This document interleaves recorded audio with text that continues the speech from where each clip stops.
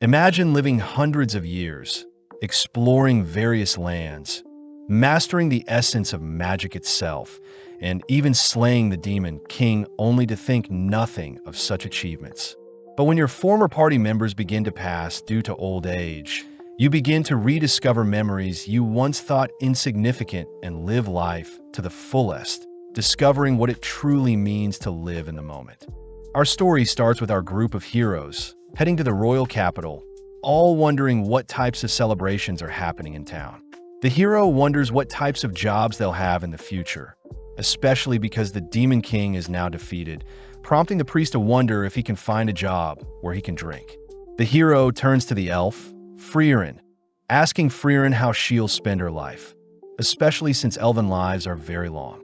As the hero's party march through town, they are praised and celebrated, only to stand before the king, who acknowledges their party to house Himmel the hero, Eisen the warrior, Hyder the priest, and Freeren the mage. Thanking the heroes for slaying the Demon King, we cut to that night where the town is celebrating their newfound peace, cutting to Himmel, who tells everyone that there will be statues of them erected. As Freeren mocks the town for only giving them 10 copper coins when they first started their adventure, Hyder states that everything is now behind them, and instead, they should celebrate. As the gang gaze off into the night sky, they all acknowledge that it's been 10 years since they started adventuring, reminiscing on their first day, where Himmel and Eisen were almost executed for bad-mouthing the king. They also remember times when Hyder would get so drunk during their adventures and Freeren would constantly fall for the most basic of traps, all erupting in a laughter for only remembering bad memories. Taking a breath, Himmel thanks everyone for the 10 years they spent together, but Freeren wonders what's so amazing about 10 years, reminded that 10 years by human standards is a long time. Just then, they all turn to face the night sky, spotting the Era meteor shower that only occurs once every 50 years. As the gang bicker about not getting to see the full beauty of the meteor shower from the city, Freeren utters that she'll take them to a better location next time they see it, making Himmel chuckle, grateful for the memories. The next morning, the party bid goodbye to Freeren, who plans on exploring the Central Lands to collect and learn more spells. As Freeren leaves, the others wonder how old Freeren truly is, cutting to several years later when Freeren has explored different locations, learned many new things, and has achieved many new goals. When Freeren visits a shopkeeper asking for a shadow dragon's horn, the shopkeeper states that shadow dragons haven't been alive for around 20 to 30 years, disappointing as Freeren needs a shadow dragon horn for her experiments. Freeren remembers that Himmel collected a shadow dragon horn in the Demon King castle, reasoning that she'll visit to watch the meteor shower with everyone whilst also collecting the shadow dragon horn.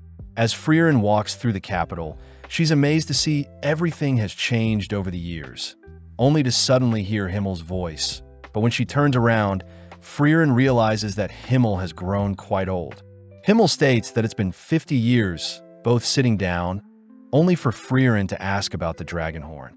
Remembering the memories from collecting the horn, Himmel happily gives Freeren the horn, telling Freeren that although she doesn't treasure the dragon's horn as much, Himmel himself never forgot the time spent collecting the horn. As Freeren heads outside to deliver the horn, she wonders what's the big deal about a lousy dragon's horn, only to head inside, asking Himmel to head out for the meteor shower. As they leave town, Freeren greets Eisen and Hyder, who are amazed to see Freeren hasn't aged one bit, but Freeren is still against Hyder patting her head. Freeren praises Eisen for seeming the same since they last met, something they all know is due to Eisen's dwarf heritage. As they begin to head off, Freeren tells them that the spot she picked out takes a week to travel to, but seeing as this is like the old days, they all gladly follow Freeren. As the gang tells stories over campfire and battle monsters like the old days, they all eventually make it to a lake, where Himmel thanks Freeren for their final adventure together, completely captivated by their final meteor shower together. With some more time passing, Himmel finally passes away, prompting Freeren and the others to attend Himmel's funeral, but Freeren is scolded for not showing any emotions, making her wonder what this strange feeling that is bubbling up inside her. As the day proceeds, Freeren begins reminiscing on her time with Himmel, all whilst watching his casket be buried, only to break down crying, regretting not spending more time to get to know Himmel better. A few days afterwards, Hyder reveals that he'll be heading back to the Holy City, getting one last look at Freeren as Hyder states he'll probably pass away soon due to all the drinking. As Hyder bids Isen and Freeren farewell, Freeren reveals that she will be starting her new exploration into humans, asking Isen to accompany her on her new journey. But Isen reveals that he too has grown old, asking Freeren to not look so sad. Seeing as there is nothing left, Freeren bids Isen farewell, both heading in the opposite directions, only to cut to 20 years after Himmel's passing, where Freeren is lost in the forest outside the Holy City. Just then a young girl appears, asking if Freeren is lost, but when Freeren asks to know where Hyder lives, the young girl takes Freeren to Hyder's home. Freeren is happy to see that Hyder is still alive. Hyder admits that it wasn't too easy to pass away, surprised to hear that Freeren has brought some alcohol for his grave, but Hyder reveals he had stopped drinking ages ago. Seeing the adorable girl serve herself and Hyder some tea, Freeren learns the girl's name is Fern, a war orphan from the southern lands. Freeren finds it unusual for Hyder to adopt Himmel's kindness, but Hyder is more curious as to why Freeren is visiting him. Pleased to hear that Freeren just so happened to be visiting whilst on her adventure to learn more about humans. Hyder asks if Freeren would be willing to take Fern as her apprentice mage, but Freeren is sternly against this, reminding Hyder how easy it is for apprentice mages to pass away during battle.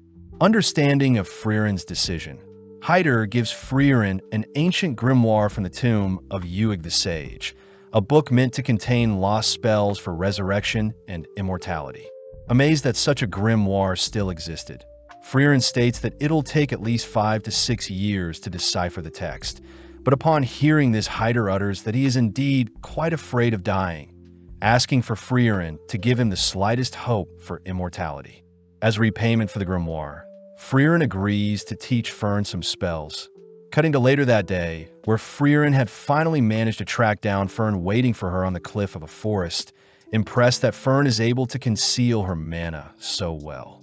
Fern states that Hyder will give Fern the title of mage if Fern manages to blast a hole in a boulder across from them, something Freeren praises Hyder for setting Fern.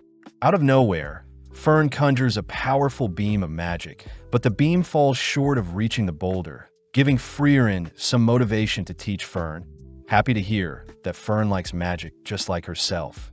Taking Fern to a nearby waterfall, Freeren tells Fern that long-range magic consists of 3 key factors, these being mana capacity, strength of firing the spell, and the level of the mage itself. When Fern confirms she knows this already, Freeren states that Fern's spell falling short means Fern is lacking in mana and firing strength, something Fern will need to spend time on.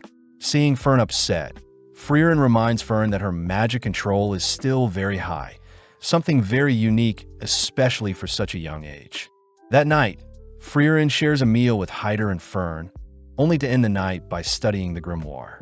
With several years of Freeren training Fern passing by, all three spend time together whilst Freeren continues to decipher the grimoire, but having lost track of time, Freeren reports to Hyder that Fern has grown so much in 4 years. With Hyder happy to hear that, Freeren mentions how she'll probably finish deciphering the grimoire before Fern becomes a fully fledged mage. But as Freeren turns to check on Hyder's reaction, she spots Hyder has collapsed. Freeren helps move Hyder to his bed. Hearing Hyder apologize for the trouble, coincidentally asking Freeren to not look so sad. With Freeren promising to decipher the grimoire fast, Freeren first heads out to inform Fern that Hyder has collapsed, asking Fern to halt her training to look after Hyder. Sadly, Fern states that if she stops now, she won't be able to show Hyder how strong she's gotten before Hyder passes, revealing that Hyder was the one that saved her. Flashing back, a young Fern is seen grasping onto a necklace with a picture of her family, wondering if she should take her own life.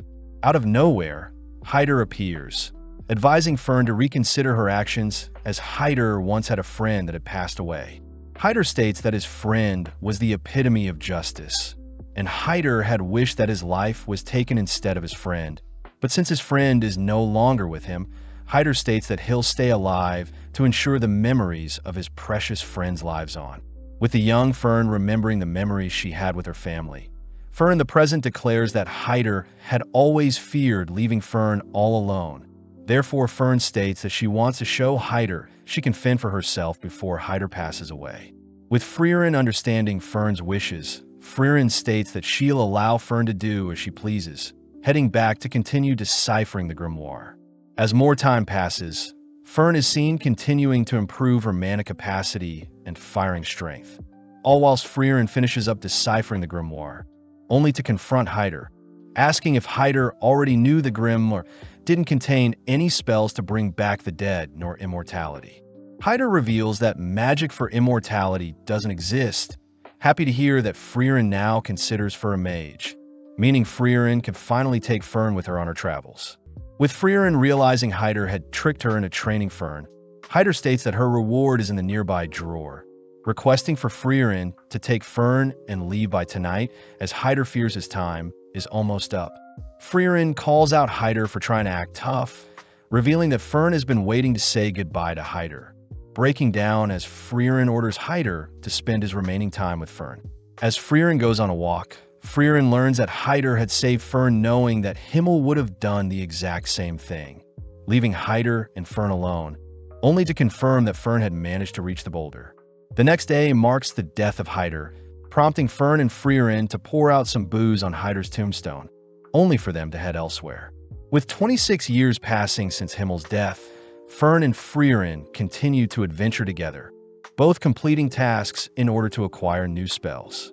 Their most recent spell produces warm tea, whereas some previous ones involved removing rust from bronze statues and turning sweet grape sour. As the two head to their next adventure, they meet up with an old lady, only to be guided to a disheveled statue of Himmel. The lady reveals that her town was attacked by a monster years ago, but luckily Himmel had arrived and saved them, ultimately leading to a statue of Himmel being erected in his honor.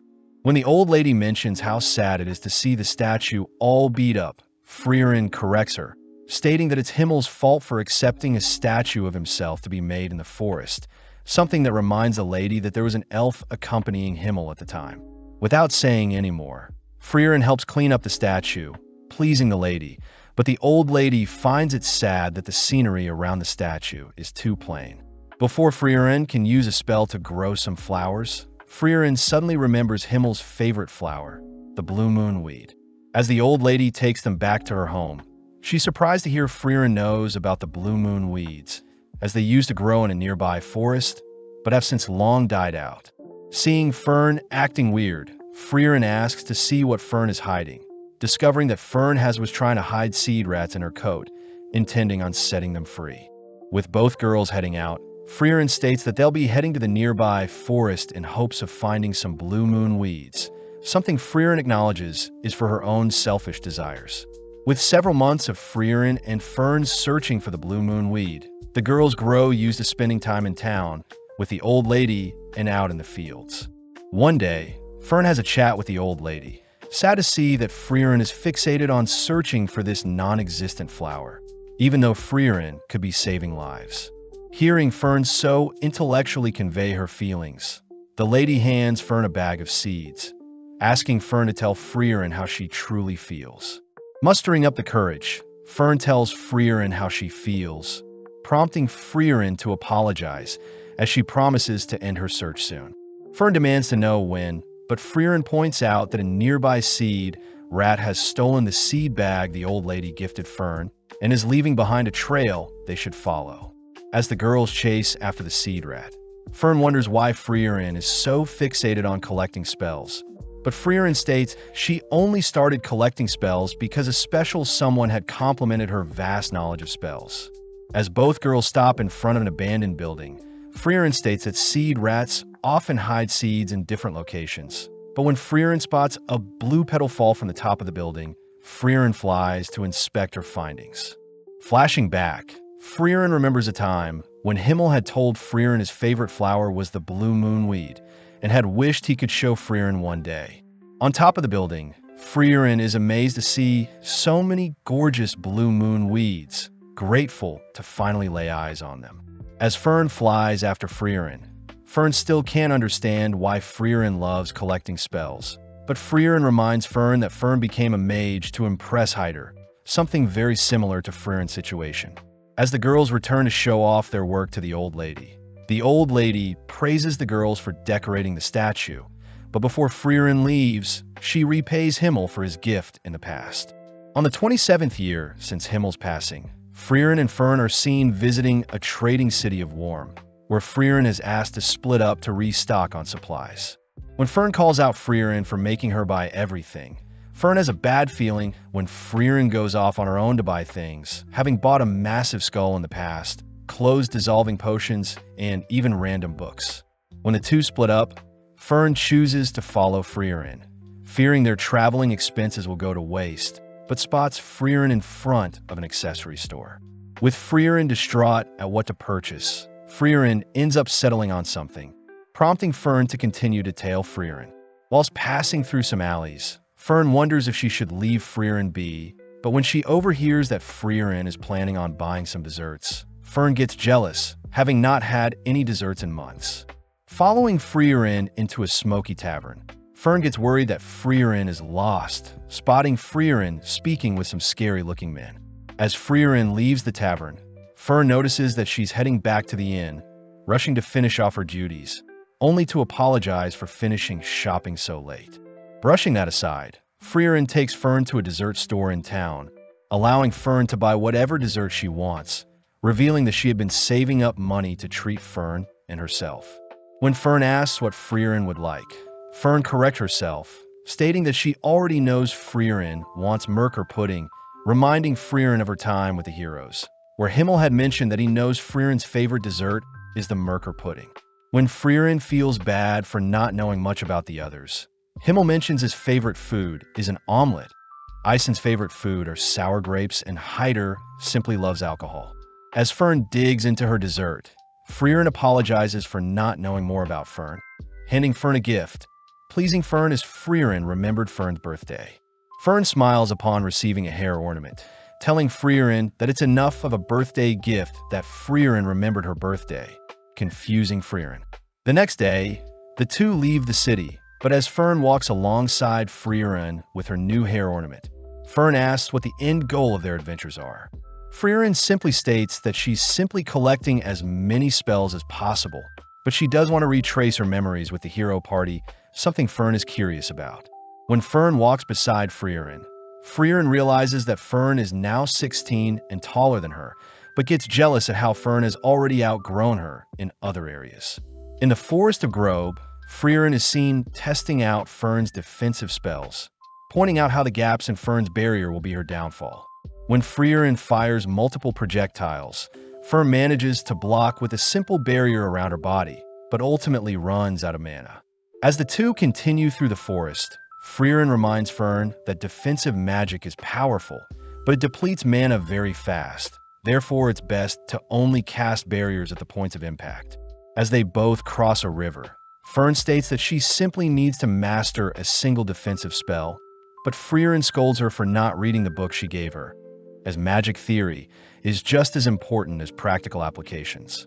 Finally arriving at a village, Fern wonders what spells Freeren intends to collect at the village, but Freeren states that she's here for other reasons. Upon approaching some villagers, a village elder immediately recognizes Freeren's white elven hair, leading Freeren to where Qual was sealed. Along the way, Freeren tells Fern that Qual is the Elder Sage of Corruption, a demon that terrorized people for 80 years, up until Himmel and his party sealed him. When Freeren wonders how the Elder knew who she was, the Elder reveals that Himmel would always visit up until his passing, and spoke highly of Freeren, stating that she would take over and watch the seal when Himmel himself was gone. Upon arriving at Qual's seal, Freeren confirms that the seal is indeed weakening, so Freeren will break the seal and defeat Qual the next day. With Fern and Freeren staying the night, Fern deduces that Freeren was the one that sealed Qual, wondering why the heroes chose to seal it over slaying it. Freeren reveals that their party were unable to defeat the demon, as Qual was a powerful mage, having invented the Zoltrak piercing spell, first of its kind that could pierce any sort of defense and destroy the target's body. Legend says that 40% of adventurers and 70% of mages were defeated by that single spell. But hearing something so powerful, Fern wonders how Qual could be defeated, but Freeren reveals such a powerful spell has its downsides. When Fern continues to ask more questions, Freeren scolds Fern for not reading the book she gave her, uttering that Fern will have her questions answered tomorrow. With the big day arriving, the two girls stand before Qual, only for Freeren to warn Fern to be on guard, all whilst Freeren lifts Qual's seal. Glad to be free, Qual learns that he's been sealed for 80 years and that the Demon King had been defeated in his absence. Annoyed, Qual proceeds to cast a Zoltrak, prompting Freeren to instruct Fern to erect a barrier. But when the dust clears, Fern's barrier manages to easily block Qual's killing spell.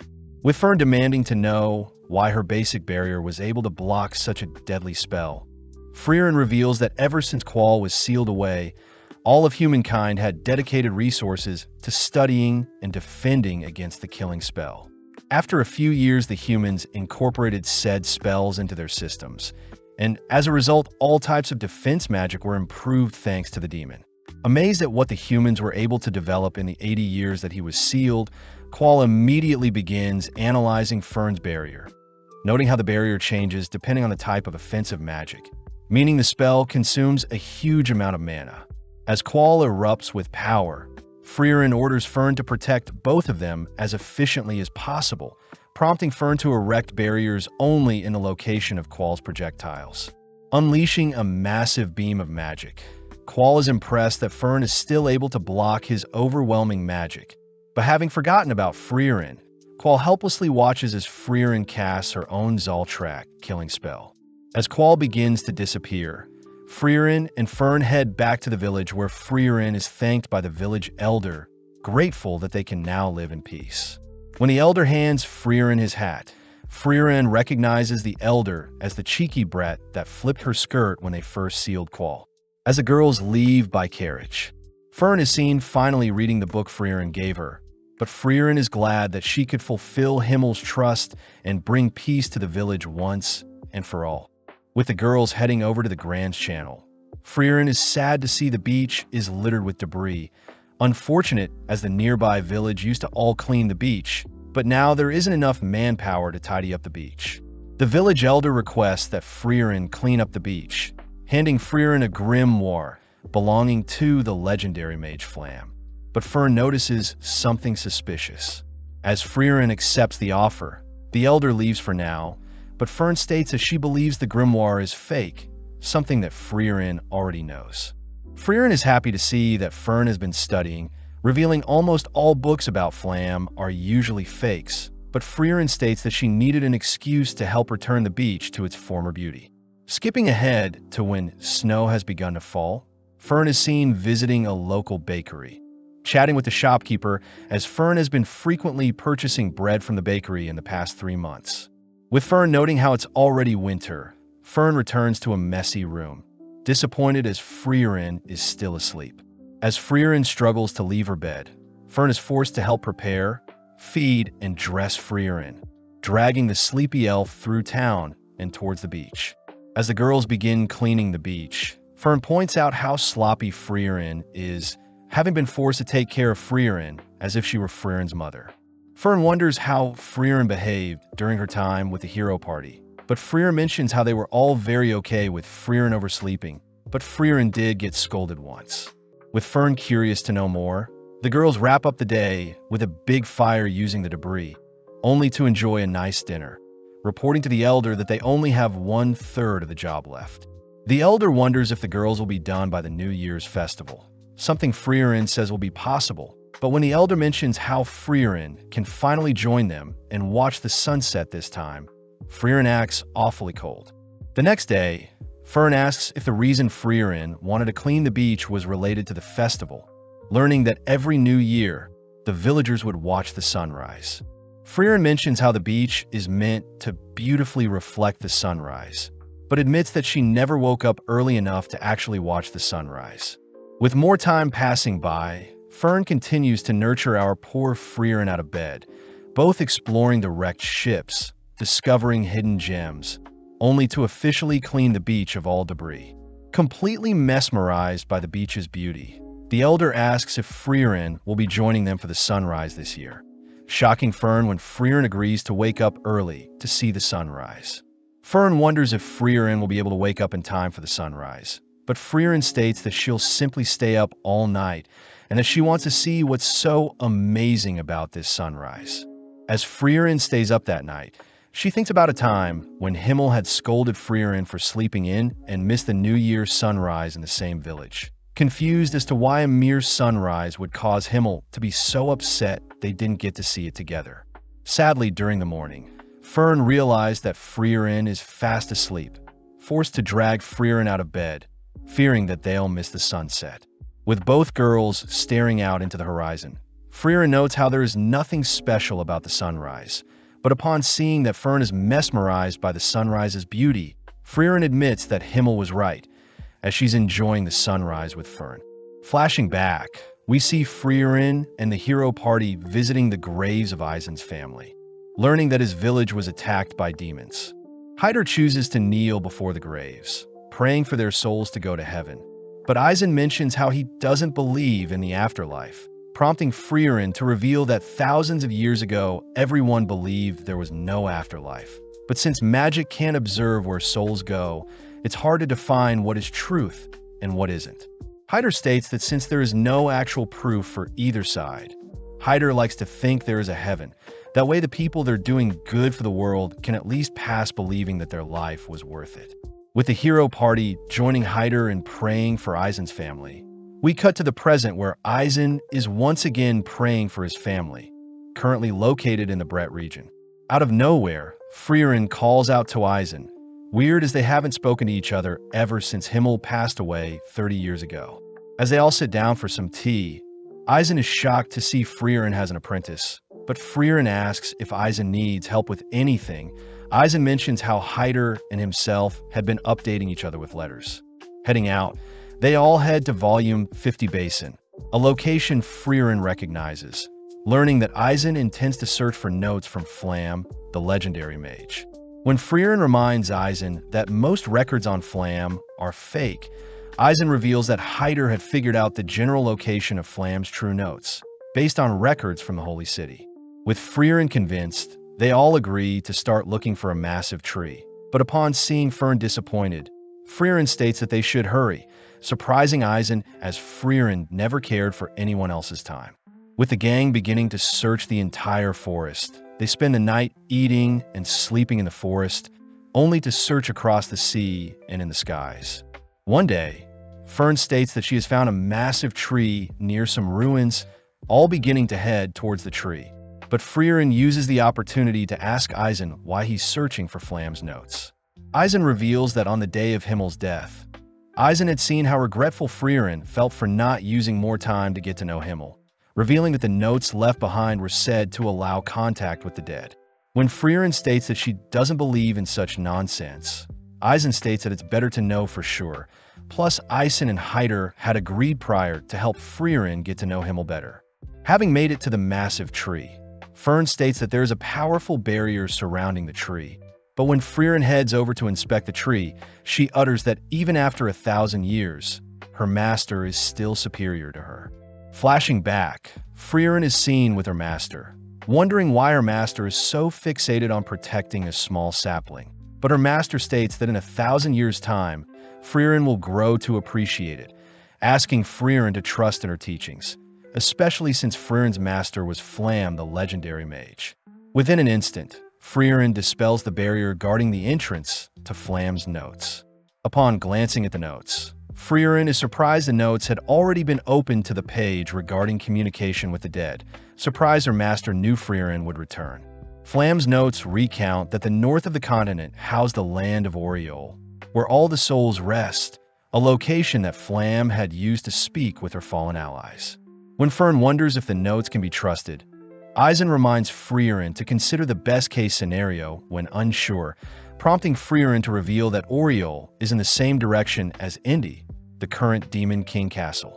With Eisen asking Freeren to go for Himmel's sake, they all head back home via carriage, where Freeren is fast asleep, dreading the thought of going to such a cold place like the Demon King's castle. Sparking up a conversation, Eisen asks how Freeren is treating Fern, impressed to hear that Freeren is retracing her adventures with the hero party, but is also trying to get to know Fern better. Hearing this, Eisen thinks back to how cold Freeren was back then, having never imagined Freeren would take on Apprentice, but reassures Fern that Freeren is a great teacher. As they all return to Eisen's home, Eisen apologizes for not coming with them, checking to see if Freeren remembers the path to Indy, relieved to hear Freeren still remembers it to be through the Will region, across the Regal Canyon and past the Northern Land checkpoints. As Freeren begins to leave, Eisen informs Fern that it'll be a 10-year adventure, reminding Freeren of her adventure with the hero party, but Freeren states that it won't take too long. As Fern leaves with Freeren, Fern thinks about how she spent half her life with Freeren, flashing back to one of Fern's last conversations with Hyder. Hyder jokes about haunting Fern if she doesn't behave around Freeren, but Fern surprises Hyder with how mature she's grown, making Hyder promise to visit her when he passes. With Fern resting by Freeren's side, the girls ride a carriage to the nearby town of the Will region. But as the girls head through town, they're stopped by a shopkeeper that warns the girls not to go into the mountains. The shopkeeper says there are rumors of ghosts taking people away, but when Freeren gets curious about what type of ghosts, the girls head around town asking for everyone's stories. Apparently, the townsfolk saw ghosts of their departed family in the mountains, with some people saying that the ghosts spoke. When Fern wonders if it is the work of undeads, Freeren states that undeads wouldn't appear as ghosts, as undeads normally appear in the form of rotting corpses or skeletons. With the girls heading to the rooms, Fern notes how Freeren probably knows what is causing the ghosts to appear in the mountains, but is cut off when Freeren states that they'll only be staying for a single night in town. Fern demands that Freeren help out the villagers, but seeing Fern so serious about helping the villagers, Freeren agrees to help.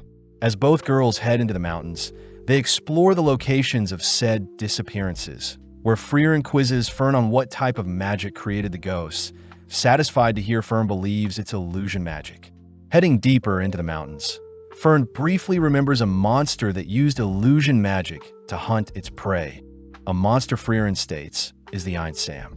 The Einsam usually uses illusion magic, creating phantoms of people's loved ones to lure them and only to devour the targets. Luckily, Freeren mentions how the Einsam's illusion magic can be easily destroyed by a mage's projectile, but warns Fern that it may be difficult, as Freeren had to destroy the illusions of her master begging for her life. Upon entering a misty forest, Freeren orders Fern to prepare for the worst, only for Fern to spot an illusion of Hyder in the distance. Preparing to destroy the illusion, Fern suddenly hears Hyder speak fondly of her, realizing the monster is using Fern's memories to put Fern at ease. When Freeren tries to help Fern out, Freeren suddenly spots an illusion of Himmel, surprised as she was expecting an illusion of her master. Wondering if she has changed, Freeren nonchalantly destroys Himmel's illusion, clearing the misty forest and revealing the Einsam to Fern, prompting Fern to disintegrate Hyder's illusion and the monster. As Freeren reassures Fern that Hyder won't be mad that Fern struck an illusion of him, the girls head into the Regal Canyon, spotting a massive crimson dragon along with its nest, where Freeren spots the grimoire she's been looking for. Freeren states that dragons use magic-infused items to build their nest, asking Fern to take out the solar dragon. But when Fern conjures a powerful spell, her spell simply deflects off the dragon's thick exterior. With the dragon now awake, Freeren cries that they should flee, forcing Fern to lure away the dragon. But having barely managed to lose the dragon, Fern cries that as mages they will have a hard time defeating the dragon. Freeren acknowledges Fern's cries, uttering that they'll need some help as we flash back to when Freeren and Eisen were camping out in the forest. Eisen states that he has an apprentice of his own by the name of Stark, stating that he'll be a great frontliner for Freeren's adventures and that Stark lives in the village near the Regal Canyon. As the girls visit the nearby town, they wonder why the villagers aren't more afraid of the dragon. But Fern asks why Freeren wants the grimoire so badly. Freeren reveals that the grimoire has a spell that allows mages to see through clothes, weirding Fern out. But out of nowhere, an old lady states that Stark wants to meet the girls. Surprised, the girls follow the old lady, learning that 3 years ago the Crimson Dragon had massacred their town. But luckily Stark had arrived, scaring the dragon away, and ever since has been protecting their town. Upon arriving near a massive rocky wall, Stark is seen playing with some town kids, only to greet Freeren and Fern, asking them to not agitate the dragon so much. Stark tries to point out that he received a mark from the dragon in the past, but Freeren simply asks for Stark to drop the act. When Stark learns that Freeren used to adventure with Ison, Stark asks for the old lady and kids to give them some privacy, revealing that he's proud that he abandoned Ison. Freeren asks why Stark doesn't just slay the dragon, but Stark wants to know why the girls are here, learning that they've come to recruit Stark and also want the grimoire in the dragon's nest. Stark gets confused as to why Freeren wants the grimoire so badly, but doesn't mind joining Freeren's party, but reveals that he has had trouble defeating the dragon, asking for Freeren's help. Freeren states that they can defeat the dragon together if Stark distracts the dragon for 30 seconds. But upon seeing Stark refuse such an offer, Freeren deduces that Stark has never fought a monster before. Stark breaks down, begging for Freeren's help, admitting that when he first confronted the dragon, he was so scared seeing the beast, but strangely after a while the dragon flew away, and Stark was praised by the villagers. With Fern disgusted by how pathetic Stark looks, Freeren states that she has full faith in Stark, heading over to the massive fissure in the nearby wall, only to realize something about the fissure. As the girls leave, Freeren states that they'll be meeting back here tomorrow, hinting at the fact that Stark should use this opportunity to grow. That night, Freeren and Fern enjoy a nice dinner, all whilst the villagers praise Stark for being a kind person. Fern still can't help but see Stark as a cowardly boy, but Freeren brings up the first time Fern fought a monster, apologizing for teasing Fern. With the girls heading back to their inn, Fern wonders why the dragon doesn't just attack the village. But Freeren hints at the fact that it may be Stark, suggesting that Fern visit Stark if she's curious about who he is. With Fern heading to visit Stark, Freeren sits in her room, thinking back to when she had asked Ison if Stark is strong. Ison reveals that Stark was the only person to have fled like a coward when the monsters attacked his hometown, someone Ison states is exactly like himself. Hence he taught Stark everything he knew. In the dead of night, Stark is seen wielding his axe, cleaving it into the rocky wall, digging a deeper and deeper fissure with every swing. With Stark standing before the giant fissure, Stark turns to spot Fern behind him, having just been caught for creating the massive fissure. Fern asks why Stark doesn't just slay the dragon terrorizing the nearby village, but Stark states that since the dragon hasn't attacked yet, there is no need for him to slay the beast. As Stark begins to leave, Fern asks if Stark will slay the dragon when it does attack. Learning that although Stark knows the village depends on him, he still might consider running if the dragon is too great. Stark reveals that he had gained a mark on his face during a spar with his master Ison, believing that Ison was mad at him as Ison never praised Stark. Leaning in to inspect Stark's hand, Fern concludes that Stark would never run from a fight, confusing Stark as he wonders how Fern would know. Fern reveals that on her first battle with a deadly monster, Fern had begun to flee in terror, but when she realized Freeren wouldn't help her, Fern had no choice but to steel her resolve and fight. Fern states that although Stark is a coward, she believes Stark will rise to the challenge to protect the village when the time comes, something that makes Stark think about Ison. Fern is seen reporting her chat with Stark to Freeren, but when Freeren heads to the fissure to look for Stark the next day, she's disappointed to see that Stark has fled the scene. When Freeren states that they'll be slaying the dragon instead, Fern refuses to leave the safety of a nearby tree, but out of nowhere Stark appears, asking if he only needs to distract the dragon for 30 seconds. Stark states that if he were to pass away during the battle, Stark asks for Freeren to guarantee the dragon is slayed, confusing Freeren as to why Stark is willing to give his life for the safety of the village. Stark reminds Freeren that he lived in the village for 3 years, cutting to later that day where the three are now standing before the red dragon, prompting Freeren to tease Stark for shaking out of fear. Freeren reveals that Ison showed the same fear before a great fight, as Ison would embrace the fear, something Freeren sees in Stark. Hearing that his master also would fear his battles, Stark marches into the range of the dragon, But Freeren notes that the dragon is being cautious as to not attack due to the enemy it's facing. As the dragon unleashes its fiery breath, Stark begins making his way towards the dragon, ducking and weaving until he's able to close the distance between himself and the beast. Flashing back, Freeren asks why Ison had hit Stark during their last spar, but Ison reveals that he feels terrible for hitting his student. But in the moment, Ison had sensed immense power from Stark, a power that caused Ison himself to shake. As Freeren watches Stark shatter the claws of the dragon, Stark chooses to stay close to the dragon, grabbing onto it as it takes off. Being flung into the air, Stark senses that the dragon is lining up another breath of fire, swiftly gripping his axe, only to cleave the dragon into the ground. Seeing an opening, Stark cries for Fern and Freeren to finish off the dragon, but Freeren stops Fern from making a move, declaring that Stark had soloed the dragon. Shocked at his own power, Freeren rushes to congratulate Stark on his first battle. But more importantly, Freeren is excited to steal all the loot in the dragon's nest. Seeing Freeren fixated on the random items, Stark mentions how Ison would always talk about how Freeren made their hero's journey ridiculous and fun, cutting back to a time when Freeren had decided to make shaved ice in a dungeon. Ison had grown annoyed as they were wasting so much time, but Himmel reminds Ison that they have all the time in the world, so they should enjoy the journey as they go. As the three return to tell the village the good news, they all begin heading out, only to try out the grimoire. Fern uses the spell to see through Stark's clothes, disgusted that he's so small, but Stark states that he'll be joining Freeren and Fern on their future journeys. In the fortress city of Vol, located in the Regal Canyon, Freeren and gang are refused entry towards one of the northern checkpoints by the guard, hearing that monsters are more active than ever. As the guard heads to chat with the Castellan, they warn the gang not to cause trouble in the town, but Freeren is perfectly okay with staying in town, planning on exploring the magic shops in town.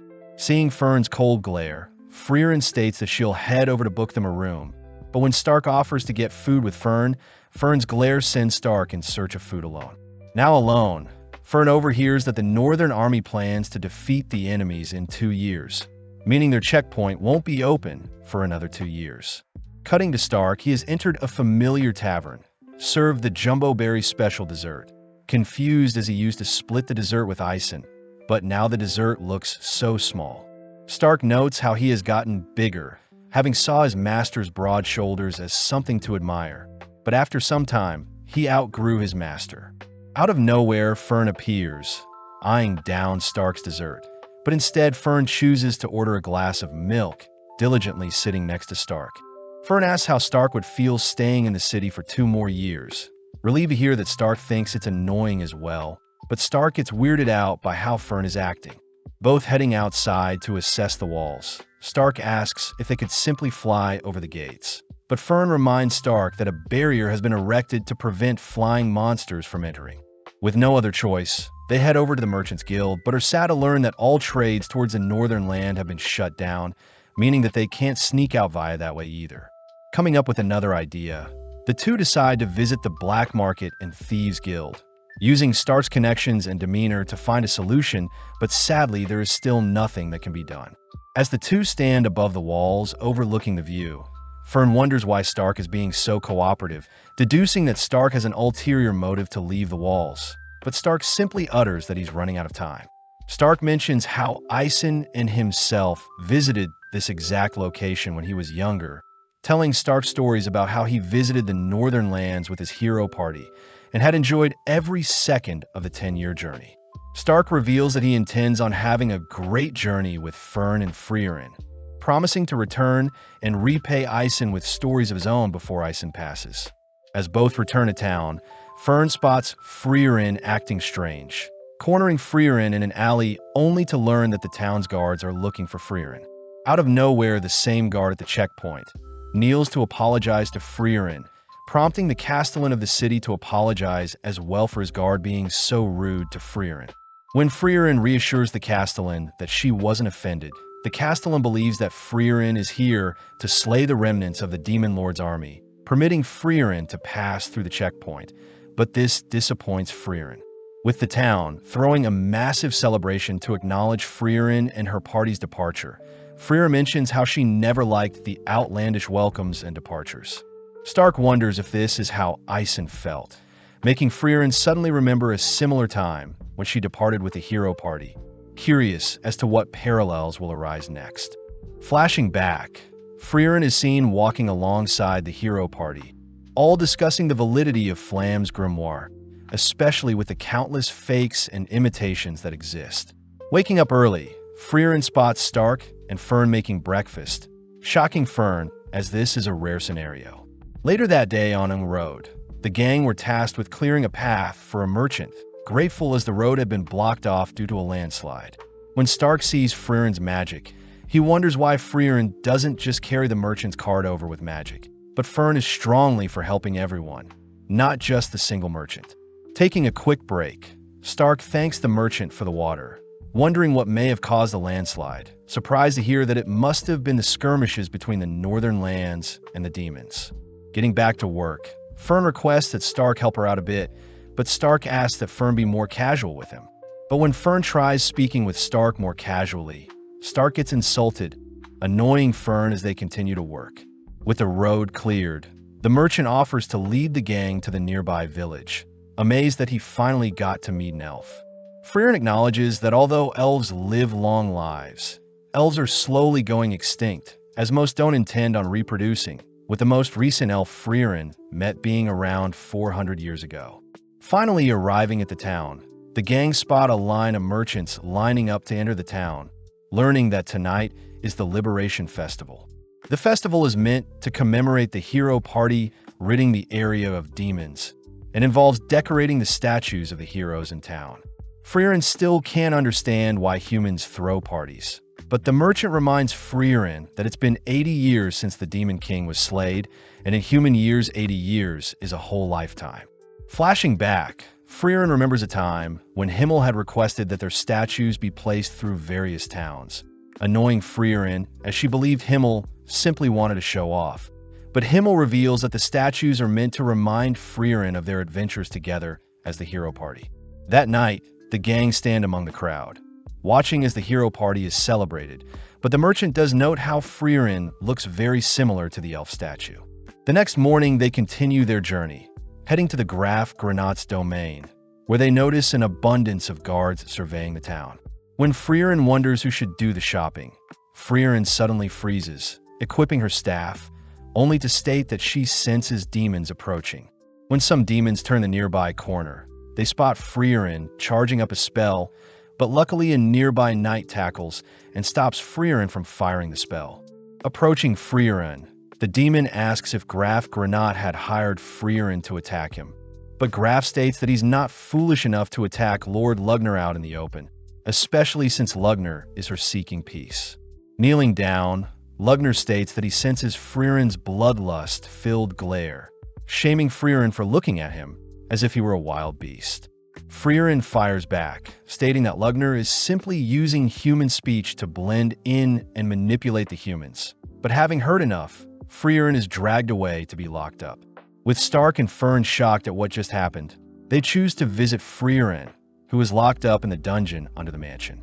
Freeren states that she'll only be locked up for a measly 2 to 3 years, but Fern scolds Freeren for always wanting to waste time. Freeren asks who the peace envoy demons are, learning that the envoys are linked to Aura, the guillotine, one of the 7 sages of destruction who served the Demon King. Apparently, 28 years ago, Aura had regained her strength and had been fighting with the domain of Graf Granats. But now Aura has sent envoys to seek peace, something Freeren states sounds fishy. When Stark wonders why they can't just talk things out with the demons, Freeren questions if Stark or Fern know how demons learn to speak the human language, revealing that demons only eat humans. During her time with the hero party, Himmel and Freeren were forced to hunt down a child demon, having supposedly devoured the child of a human couple. But when Himmel went to slay the creature, Himmel hesitated since the demon behaved just like a child. When Freeren offered to shoulder the burden, the town's chief had ordered everyone to spare the demon, giving it a second chance. But that was something Freeren had advised everyone against doing. With days passing, The chief had given the demon girl a place to stay along with food to eat, but Freeren kept a close eye on her, all whilst the chief and her daughter considered the demon girl as one of their own. One day, the chief's building was burnt down by the demon girl, and the chief ended up passing due to being attacked by the demon. When Himmel demands to know why the demon killed the chief, the demon slowly approaches the couple of the first daughter she ate, offering the chief's daughter as a replacement. Sensing that the humans hate her, the demon girl takes the chief's daughter as hostage, but Himmel easily recaptures the chief's daughter, permitting Freeren to slay the demon. When Freeren fires an incineration spell at the demon, Freeren states that demons don't have a sense of family, forced to live and roam alone since birth. But on that day, Freeren learned that the demon girl had intentionally manipulated everyone, knowing that she would get to live a little longer. Freeren states that Flam described monsters that can speak as demons, as they imitate human speech to lure other humans in, something Stark and Fern find disturbing. As Stark and Fern leave, we cut to Lugner, sitting in the mansion and waiting for a meeting with Graf. Lugner admits that Freeren was right about demons, curious as to where he recognizes Freeren from, stating that demons will forever hunt down humans. With Freeren suspecting that the town won't last too long, we follow Lugner and his followers enter Grafson's bedroom, learning that Grafson was gifted a sword by the king, but had passed away 10 years ago whilst fighting Aura. Raising his son's sword to Lugner's neck, Graf reveals that he has brought Lugner here to slaughter him. But upon glancing around the room, Lugner notices that Graf has been keeping his son's room clean for the past 10 years. Lugner utters that the humans slayed his father, reminding Graf that they've come here to stop unnecessary bloodshed, ultimately convincing Graf and his knights to lower their blades. With Graf sending Lugner and his followers to the guest room, Lugner admits that he doesn't know what a father is, but has identified Graf as an empathetic man. Lugner states that he'll grow close to Graf and have him lower the town's defensive barrier, and only then will Lady Aura's forces conquer the town. Lugner suddenly notices Drought is missing, learning from Liney that Drought has disappeared to eliminate an obstacle, cutting to Drought entering the underground dungeons, slaying a guard only to enter Freeren's cell. Drought declares that he's here to kill Freeren, knowing that Freeren is the only loose end that can ruin their scheme. But Freeren coldly warns Drought that she is stronger than Aura herself. Smirking, Drought doubts Freeren's strength, dragging her into the air with a single wire around her neck, impressed that Freeren had encased her neck with mana to prevent her decapitation. Drought states that his wires are the strongest amongst all the demons, tugging harder on the spell, but Freeren still manages to defend her neck. When Freeren admits defeat, Drought smirks, but Freeren scolds Drought for letting his guard down, suddenly cutting off one of Drought's arms. When Drought tries to bind Freeren with multiple wires, Freeren simply severs Drought's other arm, instantly slaying Drought before he can speak. Freeren states that she'll simply slay the other two demons and convince Graf that the demons are evil, but upon exiting her cell, Freeren discovers the guard Graf had dispatched. Cutting to Stark and Fern, they enjoy a nice meal in the peaceful town, both shoveling down their food, as they realize they need to convince Graf to free Freeren before any harm befalls the town. Stark notes how earlier he could sense Lugner's immense power. Pissed that Lugner didn't even pay attention to Stark, as Lugner knew he could dismantle everyone but Freeren in mere seconds. Beginning to shake out of fear, Stark accidentally spills his drink on himself, offered a handkerchief by Fern. As Stark cleans himself up, they both agree that they need to head over to protect Graf in case the demons attack. But when Stark tries to return the handkerchief, Fern prefers Stark keep it. Following Liney and Lugner, Liney reports that she can no longer sense Drought nearby. Curious as to who Freeren is, but out of nowhere Graf and his knights rush into the room. Graf reports that Freeren has escaped, prompting Lugner to offer up Liney's location magic, but Graf refuses, asking where Drought is. When Lugner tries to come up with an excuse, Graf has his men surround Lugner and Liney, revealing that he knows Freeren is a powerful mage, demanding once more to know where Drought is.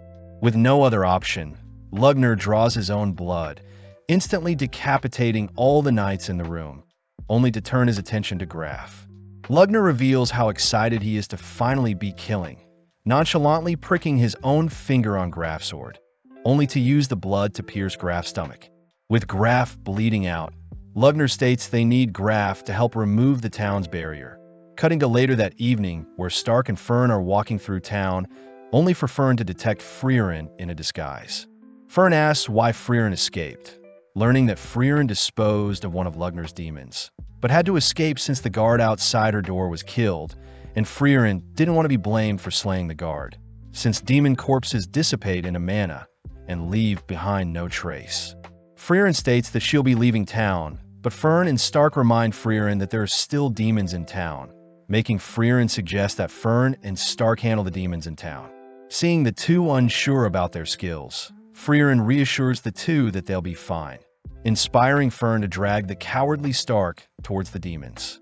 At the same time, Freeren detects a powerful ball of mana 10 kilometers from town watching them, deducing that it must be Aura the guillotine, but knowing that Aura is strong, Freeren reasons she should finish this quickly. In the dead of night, Freeren and Stark sneak past a body of water, heading over the walls of Graf's mansion, only to enter into the mansion through one of its windows. At the same time, Lugner tells Graf about his love for magic, revealing that most demons spend their entire life researching and honing their own particular magic. But Lugner does acknowledge how strange magic is, admiring Flam's unique barrier that prevents any type of demon from entering.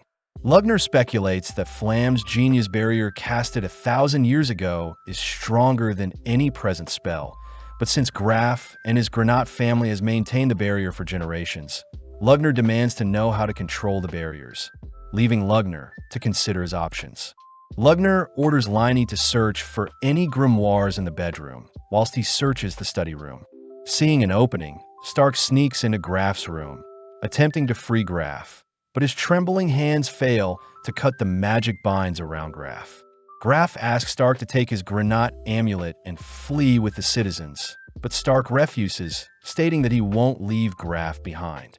Out of nowhere, Lugner and Liney reappear, demanding to know if Graf knows Stark, but Graf simply states he's a lost child.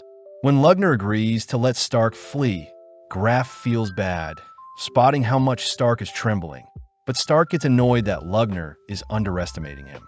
Gripping his axe, Stark dashes behind Lugner, managing to land a slash, but Lugner simply uses his blood to repel Stark backwards, conjuring a massive blood hand to pin Stark to the ground.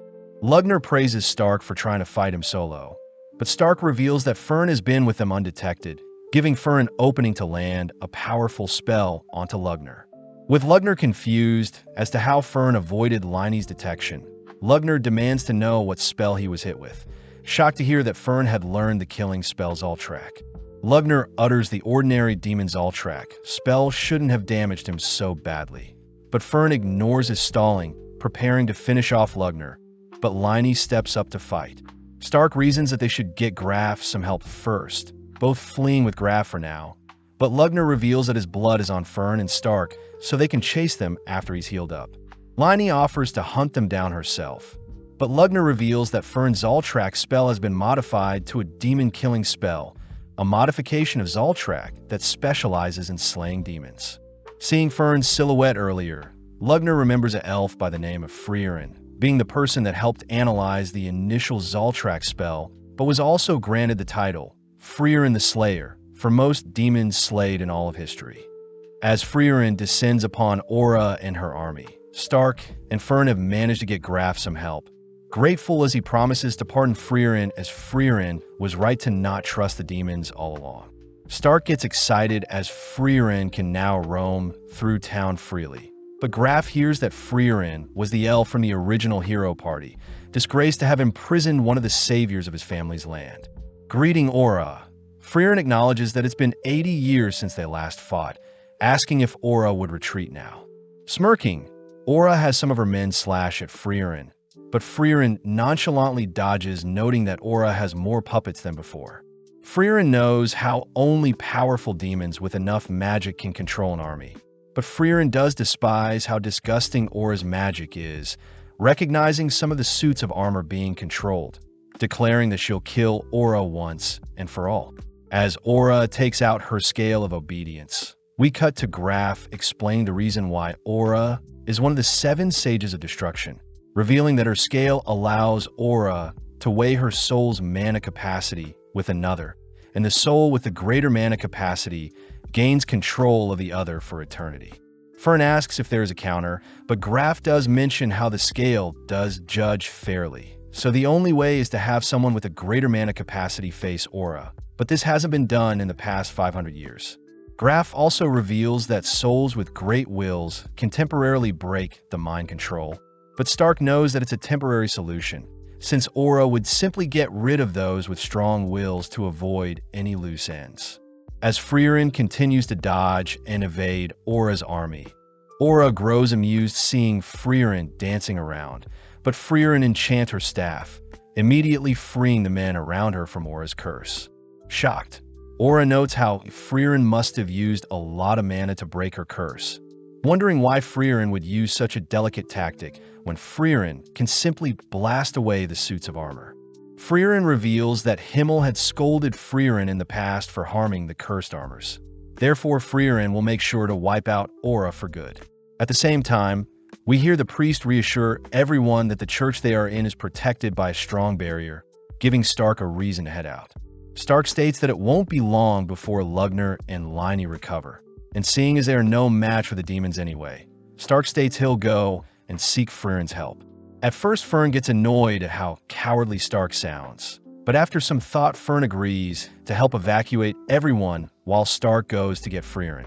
On the town walls, Stark hands Fern Graf's amulet that'll help convince people to work with her. But when Fern feels bad seeing Stark all bloodied up, Fern suddenly realizes something, tossing her blood-stained coat over the wall. Detecting that someone else's blood is on Stark, Fern is suddenly pinned to a nearby wall by Lugner's blood, all whilst Liney rushes Stark, conjuring an axe only to isolate Stark. Stark demands to know why Liney moves like Eisen, all whilst Lugner apologizes for not killing Fern instantly, mocking Fern's grin as he states that demons can conceal their mana as well.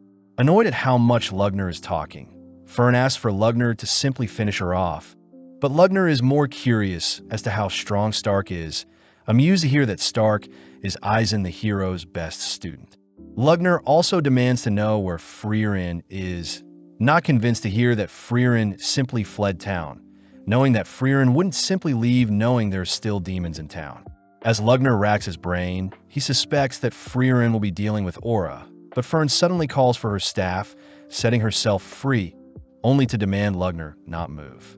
Fern states that Lugner is arrogant, believing that no other human but Freeren is worthy of facing him. But when Fern states she'll blast a hole through Lugner's body, Lugner welcomes Fern to try.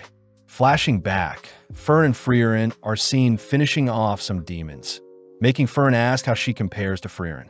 Freeren states that Fern's mana and technique will never be able to reach Freeren's level since she has lived much longer than Fern, but Freeren admits that Fern's cast speed surpasses her own. As Lugner turns around, Fern manages to fire off a spell, surprising Lugner, as he would have died if he didn't move first. Seeing as Lugner protected his heart, Fern deduces that a demon's heart is their weak point, only to spot Lugner releasing an array of blood. Following Liney and Stark, Liney mentions how disappointing it is that Stark is already defeated, but gets excited seeing Stark refuse to stay down. Even though Lugner has greater control of his magic, each attack Lugner makes, Fern manages to evade and counter. Seeing as he's being overwhelmed, Lugner attempts to exhaust Fern's mana. But as Lugner notices Fern slowly chipping away at his defenses, Lugner orders Liney to finish off Stark and help him out. Liney gets annoyed at how passive Stark is, managing to land a deadly slash to Stark's eye. But Stark is more curious as to how Liney knows Eisen's fighting style. Liney reveals that she can copy any movement once she has seen it, replacing her axe with a sword, only to dash forward. With Stark continuing to defend, Liney once again exchanges her sword for a spear, tossing the spear towards Stark only to scare Stark when Liney barely scrapes Stark's neck with a dagger. Liney says that she recognized Stark's movements to be similar to the great hero Eisen, leaping over Stark only to cleave down with an axe. Since Liney is a perfect copy of Eisen, Stark knows he'll eventually lose, ultimately failing to defend, only to be slammed into the ground. As Stark's body lays limp, Liney heads to assist Lugner, but Stark is still barely conscious, remembering his time training with Eisen. When Stark states that he'll never be as strong as Eisen says he agrees, but instructs Stark to continue to get up and never falter against strong warriors. That way Stark will never truly be defeated. With Stark forcing his body up, Liney advises Stark to stay down, but Stark states that he's still not done, remembering that Eisen's slashes were far stronger than Liney's. As Freeren and Lugner's magic erupt across the skies, Stark rushes Liney, leaving himself wide open for Liney to land a lethal blow to his stomach. When Liney fails to cut through Stark's tough body, Stark uses the chance to completely shred the left side of Liney's body, but realizing that Liney has been defeated, Lugner checks to see what happened, allowing Freeren to land the demon-killing spell on Lugner's heart. Flashing back, Freeren walks behind Flam, who asks if Freeren remembers the dying words of Basalt, reminding Freeren that demons' words only deceive, meaning people must use unfair tactics to ensure demons are erased. With Lugner accepting his own demise, he's at least happy to hear that Freeren is currently facing off against Aura, believing that since Freeren isn't with her hero party, Freeren will finally fall against Aura. Hearing this, Fern states that Freeren will win, but not in an honorable way, surprising Lugner as he believes Freeren to be an honorable elf. Barely able to manipulate his blood, Lugner finds it weird that Fern's mana output is so low compared to his, suddenly realizing the underhand tactics Fern used to defeat Lugner. But Fern doesn't waste time silencing Lugner. Cutting back, we see Flam stumble upon a ruined village, saddened to see that demons had raided the village and all that's left is Basalt the Throned Shell, a once leader in the Demon King army. Spotting a single person alive in the village, Flam asks a younger Freeren if she was the one that slaughtered all the demons, amused to sense Freeren's overflowing mana capacity. Flam scolds Freeren for facing the demons head-on, reminding Freeren that she should fight with surprise attacks. But before Flam can leave, Freeren states that Flam and herself are pretty alike, able to sense that Flam has an even greater mana pool than herself. Impressed, Flam begins carrying Freeren on her back, declaring that Freeren will be her apprentice moving forward, but Freeren refuses. Flam reminds Freeren that she'll probably die if she's left alone, suddenly sensing that they're being followed by even greater demons than Basalt. Flam notes how the demons concealed their mana, preparing for a sneak attack, but upon realizing that Freeren and Flam were mages, they chose to pridefully reveal themselves. The demons order Flam to leave the elf behind, but seeing as she has no reason to refuse, Flam sets Freeren down, but reminds Freeren that the demons are very cocky and proud. In an instant, Flam lets out an explosion, completely wiping away the demons, shocking Freeren as Flam had concealed her true mana output, only to surprise and slay the demons with her true power. Flam admits that the tactic is quite frowned upon, but taking Freeren home, Flam is happy to see that Freeren is recovering quite quickly. Heading through a forest, Flam and Freeren both reveal that they despise demons, having both lost their loved ones to demons, but they also both love magic. Flam suggests that only the two of them should become cowards when it comes to magic, instructing Freeren to first cut down her mana output to only 1/10, impressing Flam to see Freeren learn very fast. Flam says that they'll go over the basics first, instructing Freeren to continue to mislead demons for the rest of her life. But as we cut back to Aura, she realizes that Lugner and Liney have been dispatched. Freeren utters that Aura has failed her mission, prompting Aura to settle for taking Freeren's life, unveiling her scale of obedience as Aura knows Freeren has drastically depleted her mana during battle. Freeren knows the scale will force the person with a lower mana capacity to bend to the will of the greater mana holder, commending Aura for exuding an overwhelming mana pool, having lived and trained for 500 years. Freeren does admit that it appears that Aura has the greater mana pool, but mentions how demons are incapable of suppressing their mana pool, flashing back to when Freeren had asked Flam why that is so. Flam states that demons are quite simple creatures, just like how humans use wealth to show status. Demons use their mana output to show dominance over other demons. Flam does note how demons will temporarily conceal their mana to hide their intentions. But during battle, demons have no reason but to flaunt their overwhelming mana, something Freeren hears she can use against the demons. Having been 3 years since they met, Flam is happy to see that Freeren had easily been able to conceal her magic consistently. But in a blink of an eye, another 50 years pass by. Having a private chat with Freeren, Flam is happy to have taught Freeren all she knows, wondering if one day Freeren may be able to slay the Demon King himself. Taking the chance, Flam asks that Freeren plant flowers around her grave, revealing it to be the spell her parents taught her and is the reason Flam loves magic.